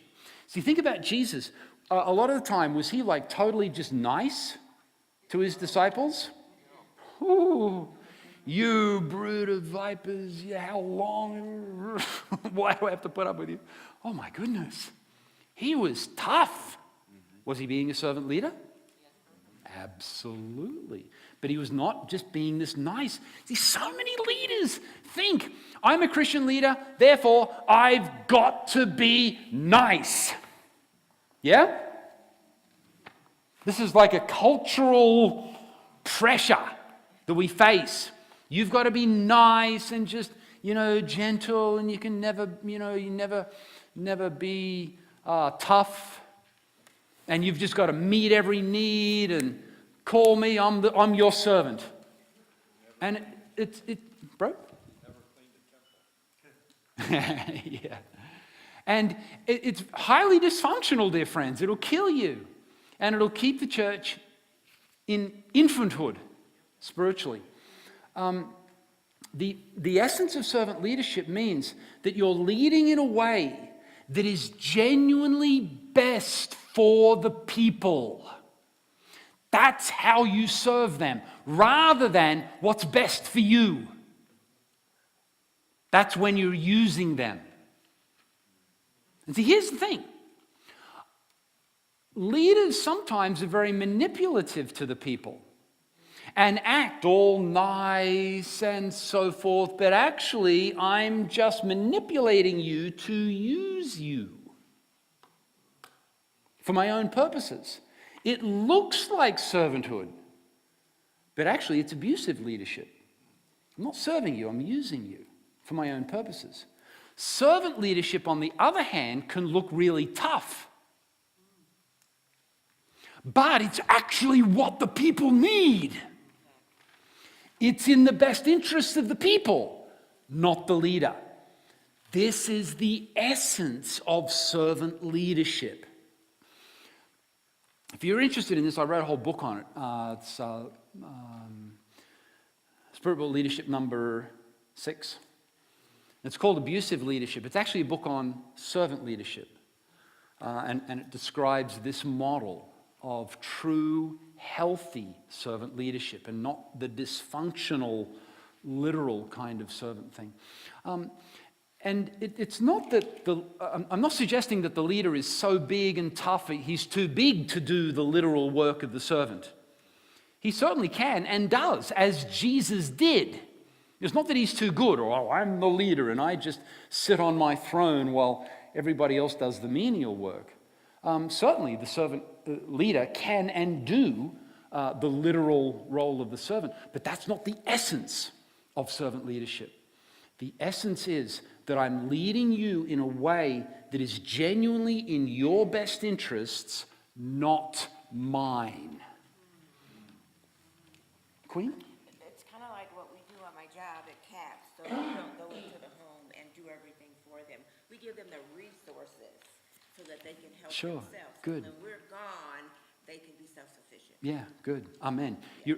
And so you're always thinking from the beginning, it's not just, how do I serve you here? Oh, you need this done, oh, I'll do it. But instead you're thinking, what's actually best for you? Right. And you're helping them to achieve that. That's servant leadership. Sister? That's all under alignment, in other words. I mean, people understand where you're moving them to. They feel a certain sense of ownership of where they're moving to, and they trust you to move you Amen. correctly. So therefore, that's what Jesus did. I mean, Yep. so he was, and Yep. yeah. Did not come to be served, but to serve and give his life as a ransom for many.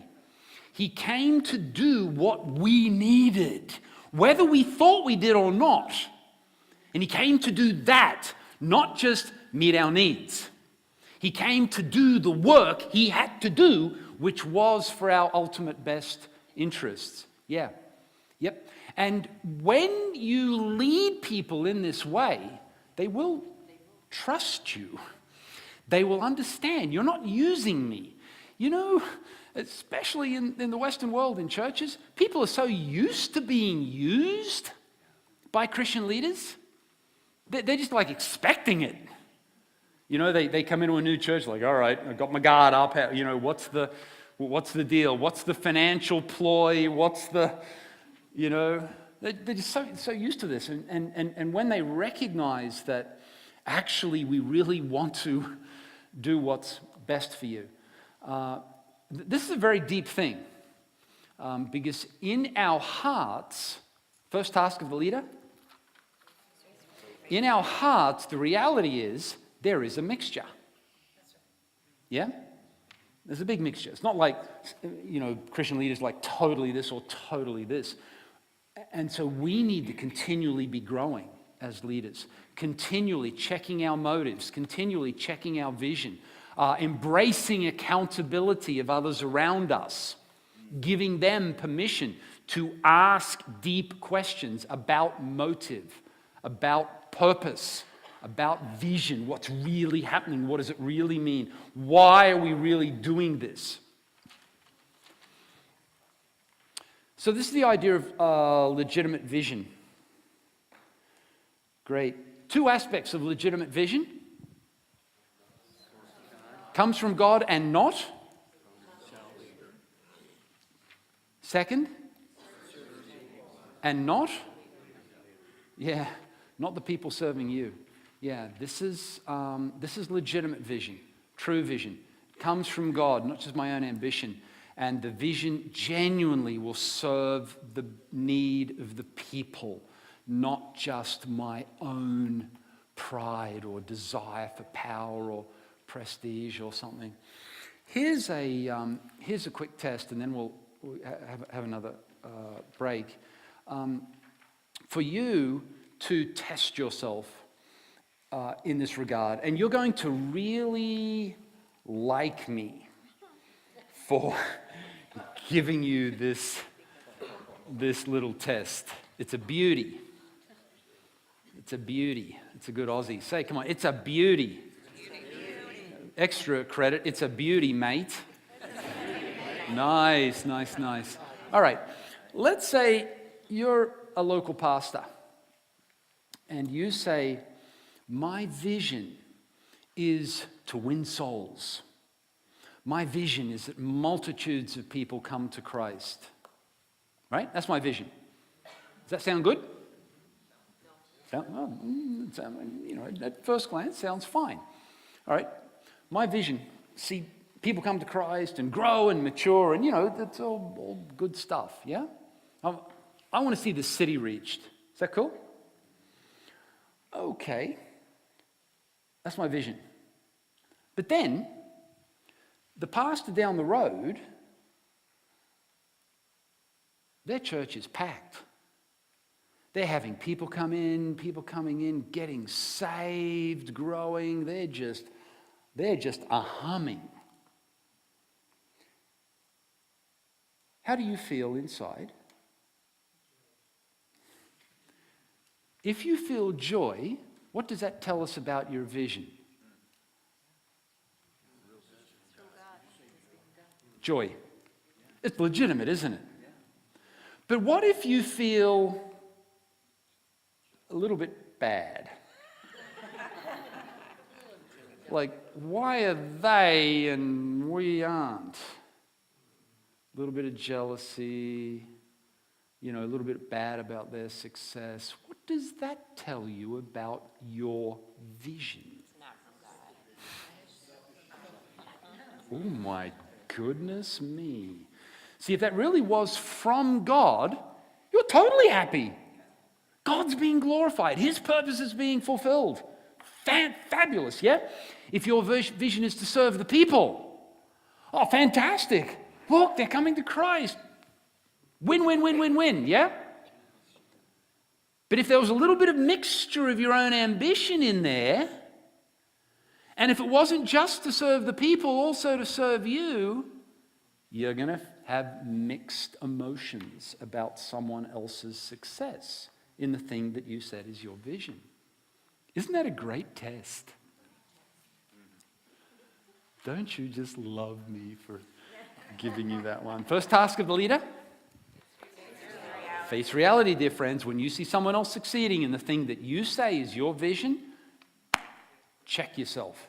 Face reality. What does this mean? Let's go back to the cross. Oh, Lord. Purge out this ambition and this thing. All right, let's have a break. Great, let's come together, please. Come together. So in a single word, what's the core nature of leadership? Movement. So challenge yourself. You're the leader. Are you bringing movement? Or are you just taking care of the people where they're at, letting them stay still? Leadership is movement. So where are we moving? In a sentence, what's the nature? What do leaders do? Good. From where they're at now to a better place in God. What are the three parts of leadership? And what is the most common sin of visionary leaders? Amen. Because alignment is really hard work. What's the first task of the leader, by the way? And where are the two places the leader must continuously stand? And what is legitimate vision? From God serves the people. Wow. Yeah, challenge yourself with that. And let's come now to alignment, the second part of leadership. Let's define alignment again. Three things. What are they? Great. Understand, own, and trust. See, leadership means movement. It means change. And people don't want to change. Now, I know that will be a shock to all of you. Dear brother, dear sister, you don't want to change. You want to stay where you're at. This is why we avoid facing reality. Because we've built this kind of thing that where we're at right now, it's really the best, it's really good, it's really comfortable. Yeah, we're comfortable in our own illusions. And to face reality is scary. Sometimes it can be quite terrifying.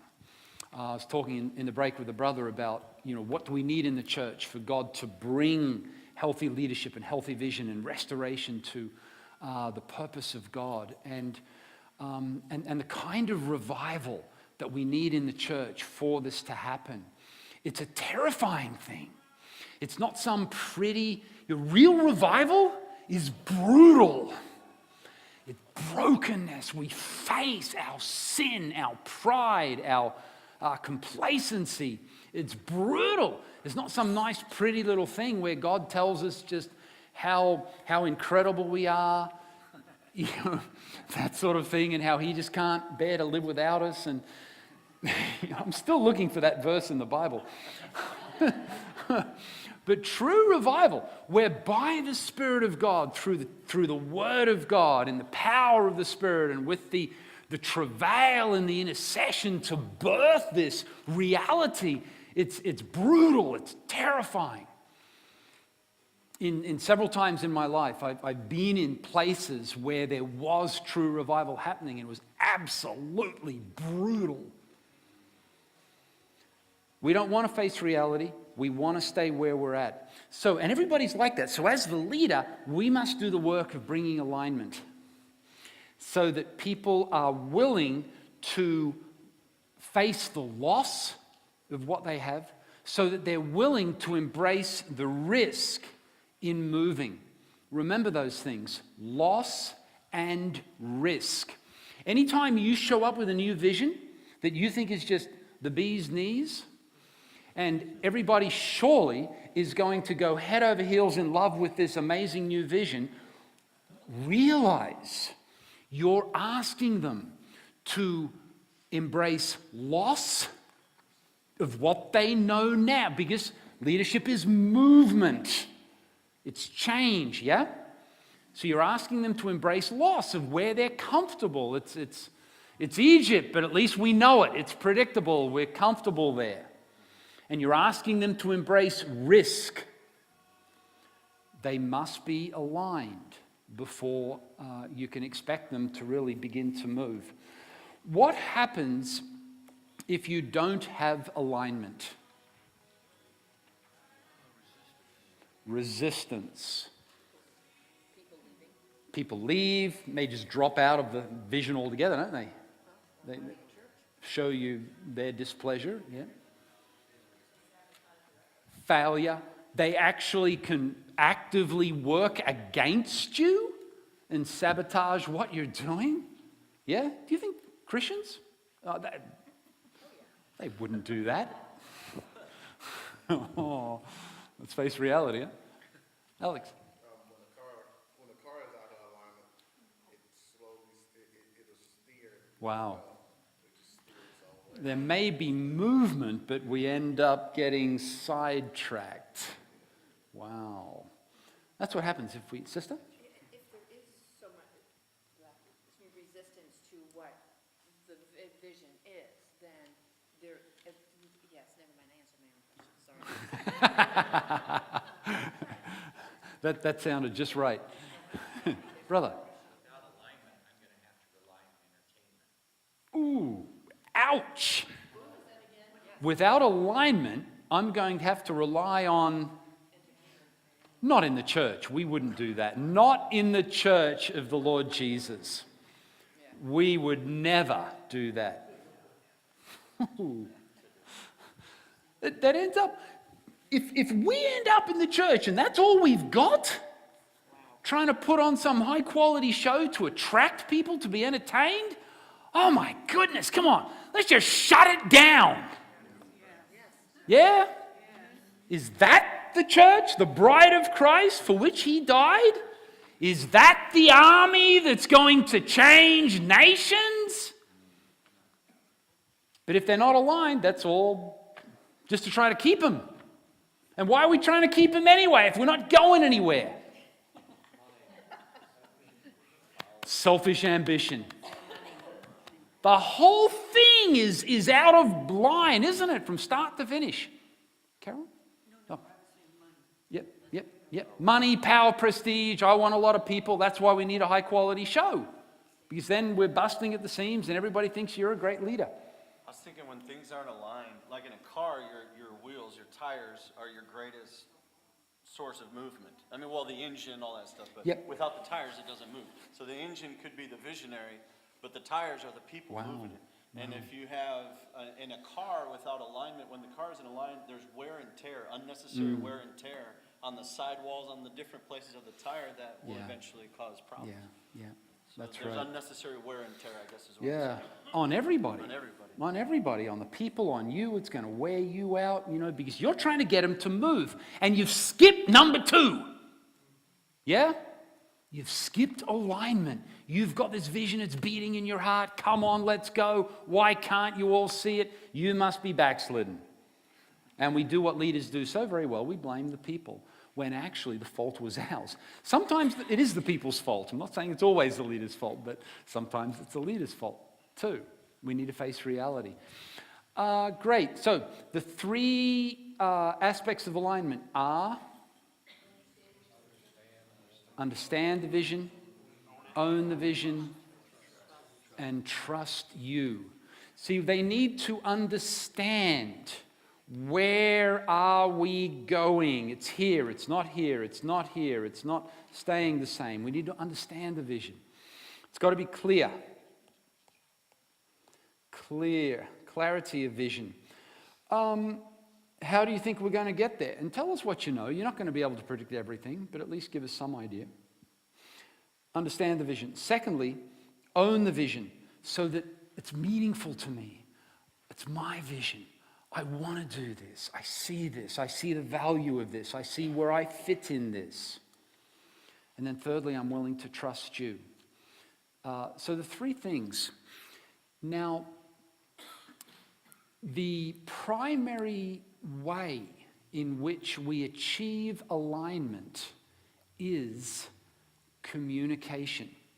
There are other ways, we'll talk about those in a moment, but communication is a key one of how to achieve alignment. And think of it through those 3 ideas of understand, own, and trust. Through communication, through effective communication, people will come to understand the vision. Yeah? Through effective communication, people will come to personally own the vision. And they will come to trust you in fulfilling that vision. This means that your communication must have 3 characteristics. Remember this. For the rest of your life, remember this.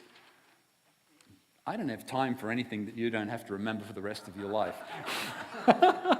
Life's too short. Let's go to the real stuff. 3 things.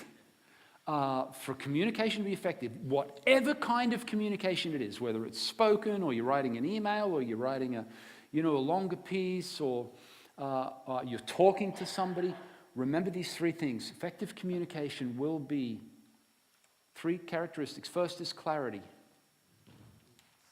Clarity. Second is passion. Thirdly is credibility. For communication to be effective, it must have all 3.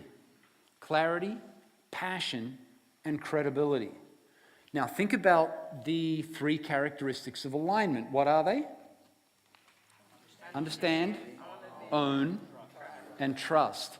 What's the first characteristic of effective communication? Clarity. In order that the people understand the vision, your communication must be clear so they understand the vision. Second, your communication must have passion. And by passion, I don't just mean jumping around or yelling or shouting, but I mean real conviction. Passionate communication can be quite quiet. It can be soft in audible, decibels, but it's got the reality there. Because then it'll move people. They'll own it. If you don't believe your own vision, why should I? If you don't believe it, if it's not beating in your heart, if it's not real to you, it's not powerful to you, if it's not passionate to you, don't waste my time with it. You're asking me to, what are the two things that anytime there's change? Risk and loss. You're asking me to embrace loss and risk, and you don't even care about it yourself? I'm not going to own it because you don't own it. But don't give people some vision out of some theory or because you heard some, cool teaching on leadership vision and I've got to have a vision. Oh man, don't try to come up with a vision. Get with God. Let him speak to you. And if he hasn't spoken to you, then you're not getting with him. Get with God. Get in his word. Man, there's so much vision there in the word and in the spirit. He'll speak to you. You'll come out of that with a living, breathing, passionate reality. And that will move people so that they're willing to move. They're willing to pay the price, suffer the loss, take the risk. Does that make sense? And then thirdly, communication must be credible. So if you show up at church, say, I come and I'm Australian, so I show up at church here in the Midwest and this Sunday and I've got flip-flops on my feet, I'm wearing shorts and I've got no shirt because I'm Australian. We go to church like that in Australia. Believe it or not, we actually do. Yeah, winter's not too bad where I come from. Yeah, you'd probably put maybe a shirt on, But, or if I show up and I'm kind of hanging out here in the break and I've got a cigarette and, just sort of, and we're teaching on holiness or something. Credibility's gone, yeah? You're not going to be willing to pay the price. So, and credibility is our whole life. It's not just whether or not you smoke in the break. 3 characteristics of effective communication. Clarity, passion, credibility. Think about that from now on for the rest of your life.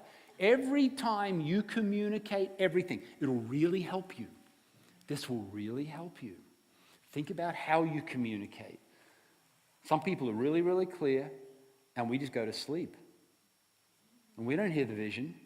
We don't understand it. We don't own it. We don't even know what it was. I was sleeping. It was just boring. I zoned out. I'm checking my Facebook, while you understand? Clarity's not enough. Passion's not enough by itself. We've got all this passion, and wow, and the people are so stirred up and they're ready to go, and it's like, but what do we do? What are you talking? Credibility, beautiful, but not enough by itself. What are you telling us? Where are we going? How are we getting there? Does that make sense? So these 3 aspects of communication, what are they? Clarity, passion, credibility. Great. Every time you communicate from now on, they will help us to bring the 3 alignments. Understand, own, trust. Great. You see that? See the connection there? Communication is clear, so they understand the vision. Communication is passionate, so they own the vision. Communication is credible, so they're willing to trust you. I trust you. You're credible to me. Credibility is the coin of the realm when it comes to leadership, because trust is the coin of the realm. Great. So how do we shape, in addition to communication, we shape alignment, and this is a big deal I'm just going to touch on. Leaders build alignment by shaping culture. And actually, this is how leaders lead. Leaders don't just lead by saying, here's the vision, and here are your instructions, and off you go. Leaders lead by shaping the whole culture of the church, of your company, of the team that you lead, of your family that you lead. Leaders shape culture. Culture means shared beliefs, values, attitudes, actions, language. That's what culture is. It's culture when it's shared, right? Then it's our common culture when we share the same beliefs, values, attitudes, actions, the behaviors, and language. And leaders lead by shaping culture. This is a big deal. Leaders don't just lead by giving instructions. We lead by shaping culture. Culture is how we do things, who we are, how we think, what we value, how we act corporately. Every church has a culture. Right now, you've got a culture. For better or for worse. Every company has a culture. Whether you've thought about it or recognized it or you're able to describe it, your company has a culture. And your culture defines actually what ends up happening and how it ends up happening. Yeah? It's the culture that actually defines that, not just your instructions as a leader. Wow. And when your instructions go one way, but the culture is actually a different way, guess which wins? Culture wins every time. So this is a big subject, and we might do a training on it at some point in the future, just on this. But think about how Jesus shaped the culture of his team. What did he do? How did he shape it? How did he build alignment? How did he shape culture? He lived with them. Whoa. So it wasn't just his instructions, right? They saw his life. What else did he do? How did he shape culture? He gave them challenges. He created opportunities. He answered questions. He did do a ton of teaching. Yeah? Teaching builds culture. It's not the only thing, though. And you don't want to be naive. It's a part of how culture is built. What else? How else did Jesus build culture of his team? Set the standard. Yeah, he set a very high standard. Yeah, very high expectations of those guys. How else? He valued them equally, he empowered them, equipped them. Great. Value, empowerment, equipping of them. All of that nurtured culture. Also, he prayed a great deal, didn't he? He prayed for them. Prayer nurtures culture by the convicting presence of the Holy Spirit. Remember Paul says about the Galatians, my little children for whom I travail in birth again for you until Christ be formed in you. It wasn't just instruction. It was deep prayer that went into the nurture of the life of the church, the culture of the church. So there are so many things that leaders do to shape culture. In what we affirm, you're shaping culture. When you say well done to something, you're nurturing culture. You're nurturing a shared value. See, culture is not shaped by having your nice list of values on the wall. There's nothing wrong with your list of values on the wall, but that, culture is shaped by how you live. So you can show up to the people and you can say, we're a church that values prayer. All right, let me see you pray, dear leader. That actually will change me. Do you understand? Not just prayer, number one on our list of values. The reality is, your life is your values statement. whether you like it or not. whether it matches what you would like your culture to be or not, or your values, whether or not. That's the reality. And you have already been nurturing culture as a leader. In everything you do, everything you say. Wow. How you treat people, what you prioritize, how you spend money, what you affirm, what you celebrate, what you correct, what you don't correct. All of that nurtures culture. All the time. And the culture you have right now is the result of what you have done to shape it up until now, whether good or bad, whether you like it or not, whether... First task of the leader, face reality, which means change of culture begins with you. Ooh, I thought I would just put up the values statement on the wall and then everybody else would start, It's not how culture's built. It's shaped by you, by your life, by your prayer, by your words, by your work, how you conduct yourself. And the reality is, dear friends, you are always shaping culture. Always. Whether you realize it or not. Yeah. Remember the two places? Where do you need to stand? Court and stand. So get up in the stand continually. As you're interacting with people, as you're doing all the stuff that you do in leading, get up on the stand. Look down at yourself and say, what culture am I shaping right now? Yeah? Continually challenge yourself. Continually face reality. And then come back to the cross and say, oh God, I've been saying one thing but doing another. No wonder nothing changes. I've been telling the people they need to pray. I've not been praying. No wonder nothing changes. You're always shaping culture. That's the reality. That's a scary reality. Whether for better or for worse, you are always, always, always shaping culture. Everything you do, everything you say, how you interact with people, how you design the ministry, how we set up the physical components of this time together. You'll notice, what culture are we trying to shape? With the way we've laid out the community, family, openness, interaction, right?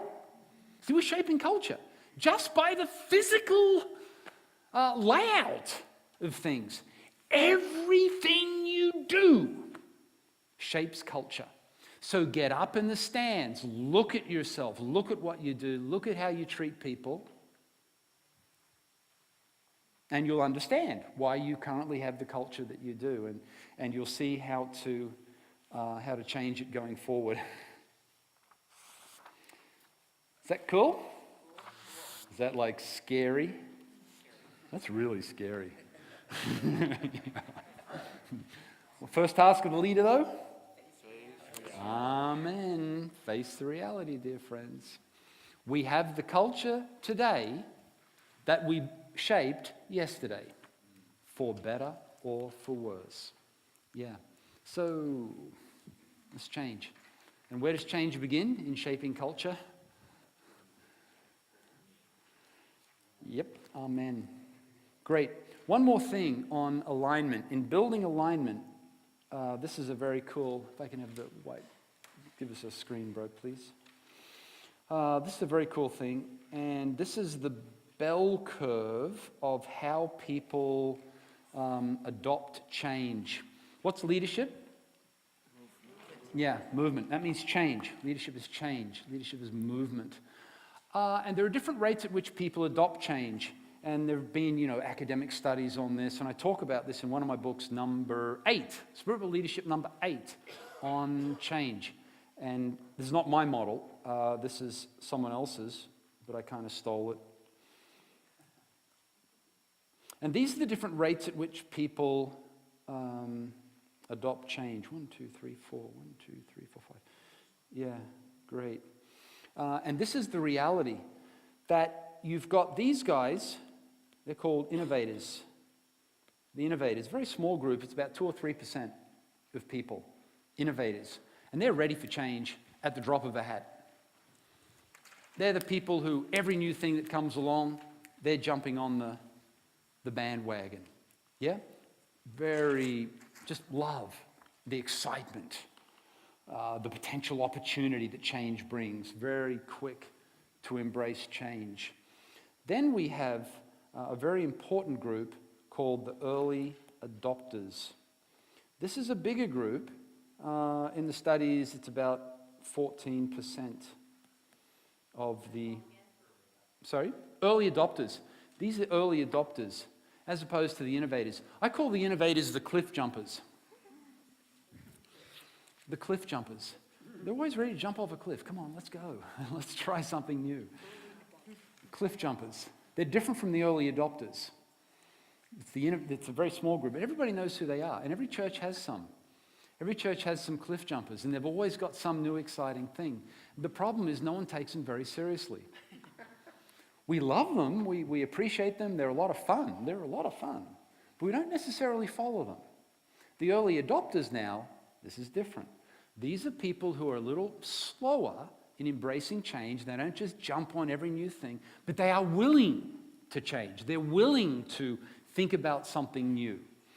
And they've got a high credibility with the rest of us.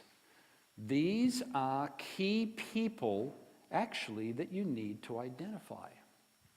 Not that you're going to have some list of them, but just have a feel for who are the ones who will be your early adopters.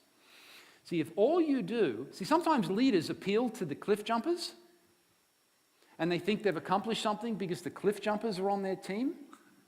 You haven't accomplished anything. They'll join any team. And actually, the fact that you've got them, your credibility in everybody else's eyes has just declined. I'm not kidding. You need to identify the early adopters. These are the people who are more thoughtful, who are more reflective, and they're the ones that the others look to. Then you've got what's called the early majority. And this is after the change has been around for a while. And they've seen it. They're slower. They're slower to embrace change than the early adopters. But they will. It just takes them a while. They need to see it proven. They're from Missouri, the show me state. The early adopters, they're willing to take a risk. They're not crazy like the cliff jumpers. Early majority. It's a big chunk of people. That's something like a third of the people. Early majority. So they're open. They are flexible, but they're a little slower. They need to see it. They need to see it first. If they see it, it's proven. You've got credibility. You've been communicating how? Clarity, passion, credibility. And what else have you been doing to build alignment? Shaping culture. Excellent. And they're willing to say, yeah, let's do this. But it takes a while for them. Then you've got the late majority. They take like 10 years, man. 20. Long time. I mean, they're the ones who are just discovering what the rest of the churches were doing 25 years ago. And, these guys finally discover this. And, well, let's try this radical new innovation, They're like 10 innovations behind. It's the late majority, but they will come on board. And then finally, you have the laggards. Laggards. And they're about 16% are the laggards. They will never change. So you know what? Don't worry about them. Love them, care for them. They're a part of the family. Yeah? Absolutely care for them. Yeah, but don't worry about them. They're not going to move. Don't worry. They'll complain, they'll find fault, they'll this, they'll that. Don't worry about it. Bless them, do them good, hope that one day God works a miracle. Now here's the big idea in identifying the different rates of adoption, of change. is that sometimes churches, many times, churches can be very naive and idealistic. And leaders say, well, we're a church who values unity, because look right there on our chart on the wall, we value unity. We value unity, so therefore, we're not going to do anything new until everybody's on board. Well, guess what? You're never going to do anything. I hope you enjoy the status quo, because that's what you're going to have forever. If you're waiting for everybody, if you've got this naive, idealistic, nice view of unity. The thing is, guys, everyone starts moving at different rates. So you want to identify the your early adopters. Know who these guys are. They're high credibility people. They're the thought leaders in the church. They're actually your leaders in the church. And here's the thing that's a big shock to a lot of leaders. But think about this, and you might recognize this is true, that people in the early majority are not actually looking at you. They look at the early adopters. Yep. They're not, the early majority is not looking at you, the leader, for their marching orders. They're looking at the early adopters. They're the ones who have the credibility. They're the ones whose example these other guys are willing to follow. I'm not saying that you have no influence at all, but you want to identify your early adopters.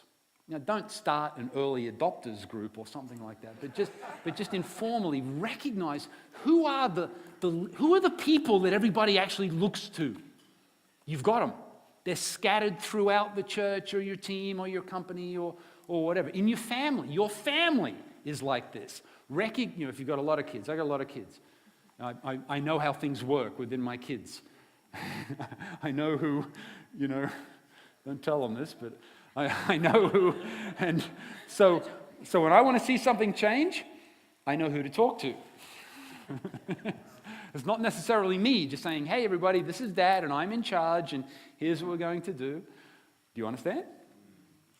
Are the early adopters, are the leaders and elders, are they basically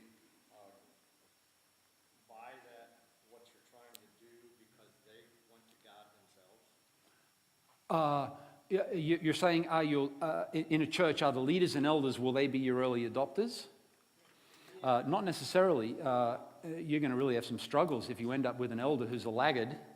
Right, but no, what I'm saying though is the early adopters, maybe I should just put it that way, they have the same vision from God that the leader does? Well, you're the one who initially will come up with it. And not that you're creating it. I mean, good leadership bubbles up, a good vision bubbles up, across, and then you're just smart enough to recognize it and then catch it and articulate it. It's not necessarily that you have to initiate everything, right? But you're the one that legitimizes that as the organizational vision, So yes, your early adopters will, generally speaking, be more spiritual. They're more waiting on God. They're more hearing from God. They're more in the Word. They're more willing to change than others. And so they will have a quicker resonance with you regarding the vision and a greater willingness to say, hey, okay, let's consider this. Let's give it a try. It's okay? Justin? What do I do if my early adopters don't like it? What do you do? The question is, I've got my early adopters. I know who they are. I've shared the new vision. Nobody likes it. What should Justin do? What's the first task of the leader? Yeah, one way or another. I mean, the problem may be with the vision, the problem may be with the early adopters, but if I was you, I would not be pushing ahead. Number one, I'd be getting up where? In the stands. Let's get with God and let's have some deep talks among the early adopters, and let's flesh this out, and let's get maybe some outside counsel or, whatever you need to do to explore and to challenge it. But if your early adopter's not with you, you'd be crazy to be pushing ahead, because no one's going to follow you. Again, the other guys are not necessarily looking at you. They're looking at the early adopters. When they see them, they're the ones who have credibility. They have relationship. They have trust. And when you get all of that working together, you've got credibility, you've got trust, you're building good culture. Early adopters now, gradually they're walking alongside you. Now you're building movement. Is that cool? Carol. Possibly a little bit off track, so you can. Ignore you if I choose. Yeah, I will. I'm just reflecting on the culture of the day and the fact that everybody's looking for change and movement, and that very effectively the communication by those who are changing the culture is that Christians are laggards, that we're just always against and will never change. Okay. So it seems like they've got the upper hand on communication and message. So they're saying, look, the population is getting more and more this way, and then they're also lifting up their early adopters and kind of enthroning them. Definitely. So I'm just recognizing your description of The culture of the world, you the mean? culture of the world, Yeah. exactly. Yeah. And so, Yeah. do you have any comment on how Christians can be better at articulating our vision or not accepting the laggard moniker that's been given us? Look, you're exactly right. And in some things, obviously, we need to be laggards. We need to be never change, and because these are the eternal truths of the Word of God, and not just follow the culture. So it's bringing up truth. Yeah. And understand, why is it? Because otherwise, people in our circles are like, they hear this stuff and they start to think, well, why aren't we changing along? And it sounds so reasonable and so nice, and it is so well presented by the world. And it's like, remember what Jesus said about the children of this world are much wiser? What was it, than the children of the kingdom? They're much better at, doing smart things than the children of the kingdom. You remember that? It's like that here, isn't it? The world does a beautiful job of this. Yeah, and we don't. So we need to understand, why is it that we're not moving? Very clear. And build our own movement toward God, toward holiness. So it's not that we're laggards in the sense of not moving. It's that we're not moving there. We are moving here. And if we're not bringing vision to the people, then they're going to be captured by the vision of the world, aren't they? If all we're doing is having this nice, entertaining thing on Sunday that, and a few felt needs or something or other, there's no real conviction, there's no presence of God, there's no movement, there's no vision. Well, yeah, they're going to be captured by that stuff. Exactly. So it's not that we're laggards, it's that we're moving in a different direction, and we need to be strong in that, giving a good vision, and not just letting ourselves be overwhelmed by the capacity of the world. They always will have tremendous capacity. And we can just moan and groan and feel sorry for ourselves. Oh, the world this, the world that. I mean, come on. That's always been the world. We are the kingdom of light. We're different. Let us be carriers of light with passion and with sacrifice, and call the people to the high calling of God. And not just let them keep being picked off. Great. All right, last one, achievement. The achievement of the vision. Couple things here, and then we'll have a test. You thought I had forgotten. And we have lunch right after this too, by the way, and it's really good lunch. But if you fail the test, no lunch. I should have told you that before, then you would have taken it more seriously. Achievement. This is moving. This is where we've defined the direction, we've built alignment through shaping culture, through effective communication. The people are ready to move. Now we begin to move. A couple of quick points here. Don't try to do it all in one jump. This again is what visionary leaders tend to do. Do something small. Just take a step. Take a couple of steps. If you try to have a big jump, it's probably going to fail. And then what will everybody say? I told you so.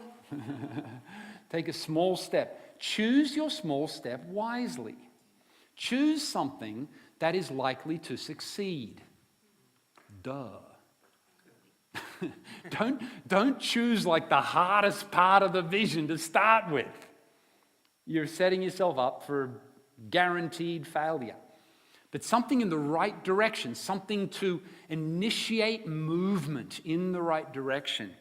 Something that's two characteristics of this thing. Number one, likely to succeed. Number two, something that will have a high profile. That's how to do it. Something that people will see. This is how you're going to nurture culture. This is how you're going to build momentum. So do something that will intrinsically have a good visibility to it. Is that okay?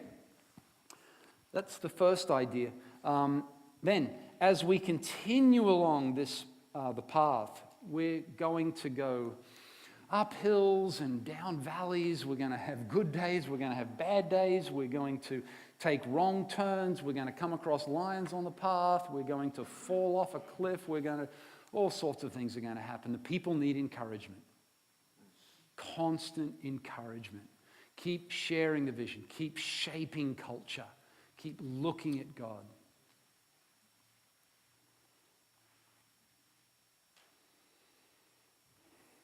And finally, the key to being a truly great leader in the end, remember this for the rest of your life. I'm not kidding. The key to being a truly great leader in the end. It's not that you are the most gifted one at the beginning. It's not that you're amazing or the smartest one or the best looking. The key to being a truly great leader is to keep getting back up. That's it. Just do that, and you will be a great leader in the end. Here's the reality, dear friends. Leadership is painful. Leadership is work. Hard work. Leadership is pain. Leadership is tears. Leadership is struggles. And glory and privilege and wonderful things also. But I've been doing this for almost 40 years. And I know you're thinking, well, how could that be possible? He's only 35. But in almost 40 years, the reality, anybody else been around for that long? I'm telling you the truth, aren't I? Leadership is pain. And what happens is, most leaders, they go down the first time, they get back up, dust themselves off. A few more steps, something hits them again from who knows what it is, whether it's conflict, whether they make a stupid mistake, whether whatever. Boom, down again. They get back up again. Dust themselves off. A few more steps, boom. Down again. This time they stay down for a little while. And they think, do I really want to keep getting back up? Is it really worth it? Some of them decide, nah, let's settle for less. I'll just settle for less. Something a little more peaceful, something a little more stable and tranquil. It's all right. We don't all have to be, Paul the Apostle,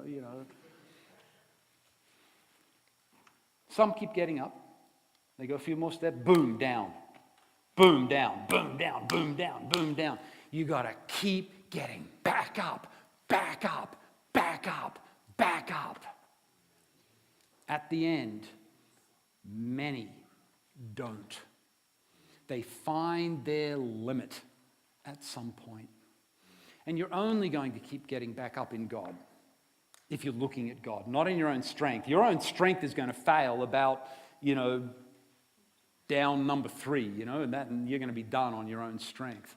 It's only going to be in Christ as you keep looking at him and bringing yourself before him, crying out to him for his endurance.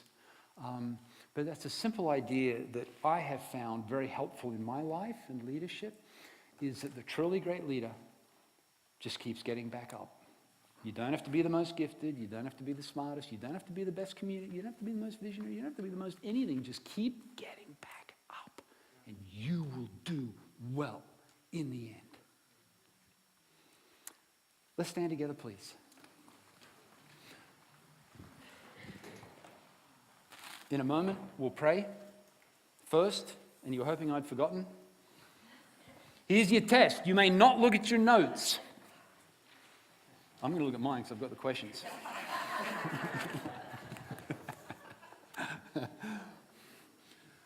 Single word, nature of leadership. In a sentence, what do leaders do? Three parts of leadership. Direction and achievement. What's the common sin of visionary leaders? Skipping alignment. Oh dear. What's the first task of the leader? And where are the two places the leader must continually stand? Legitimate vision. What does that mean? Two characteristics. From God. Wow. And not? Not selfish ambition and not serving me. The people don't serve me, I serve the people. That's the reality. Doesn't mean I'm always nice and what do you think you want? Oh, I'd better do that. Nope. What really is in their best interests. What does alignment mean?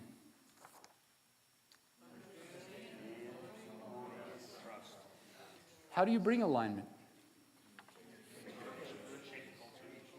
Communication, shape culture. And what are the three characteristics of effective communication? Good. And how often are you shaping culture? In how many things that you do shape culture? Wow. Whether you like it or not. Whether you're doing it well or not. And what's the key to being a truly great leader? Keep getting back up. That's it. Father, thank you for my precious friends here this morning and for their love for you and their commitment to you, to your purposes, to your people. And whatever their sphere of life and leadership, whether in the church or in the marketplace or in the home, Father, empower them to be mighty leaders by your Spirit. Continue, Lord, to sharpen their vision. Speak to them that they will have a burning, passionate vision in their lives, in their hearts that is of you. And grant them the courage and grant them the honesty and the humility to continually face reality about their own lives and their own motivation and about the people that they're serving and about the current reality of what is happening. And Father, let them be shapers of culture that are wise and consistent, men and women of integrity who are not just saying one thing and doing another, but let their lives reveal the culture that they want. And Father, by your Spirit, let them be leaders, men and women of God who will keep getting back up, because it's not just their own agenda and vision, but it's your purpose that they serve. By your Spirit, Lord Jesus, let them never give up. Let us never give up. Let us never give up, but let us continually look at you, surrender to you, love you, hear from you, and out of union with you, let us be bold and let us be mightily effective to the building of your bride and the accomplishing of your purposes in this city, in this country, in the nations, for the glory of your Son. In the name of the Lord Jesus, amen. Amen.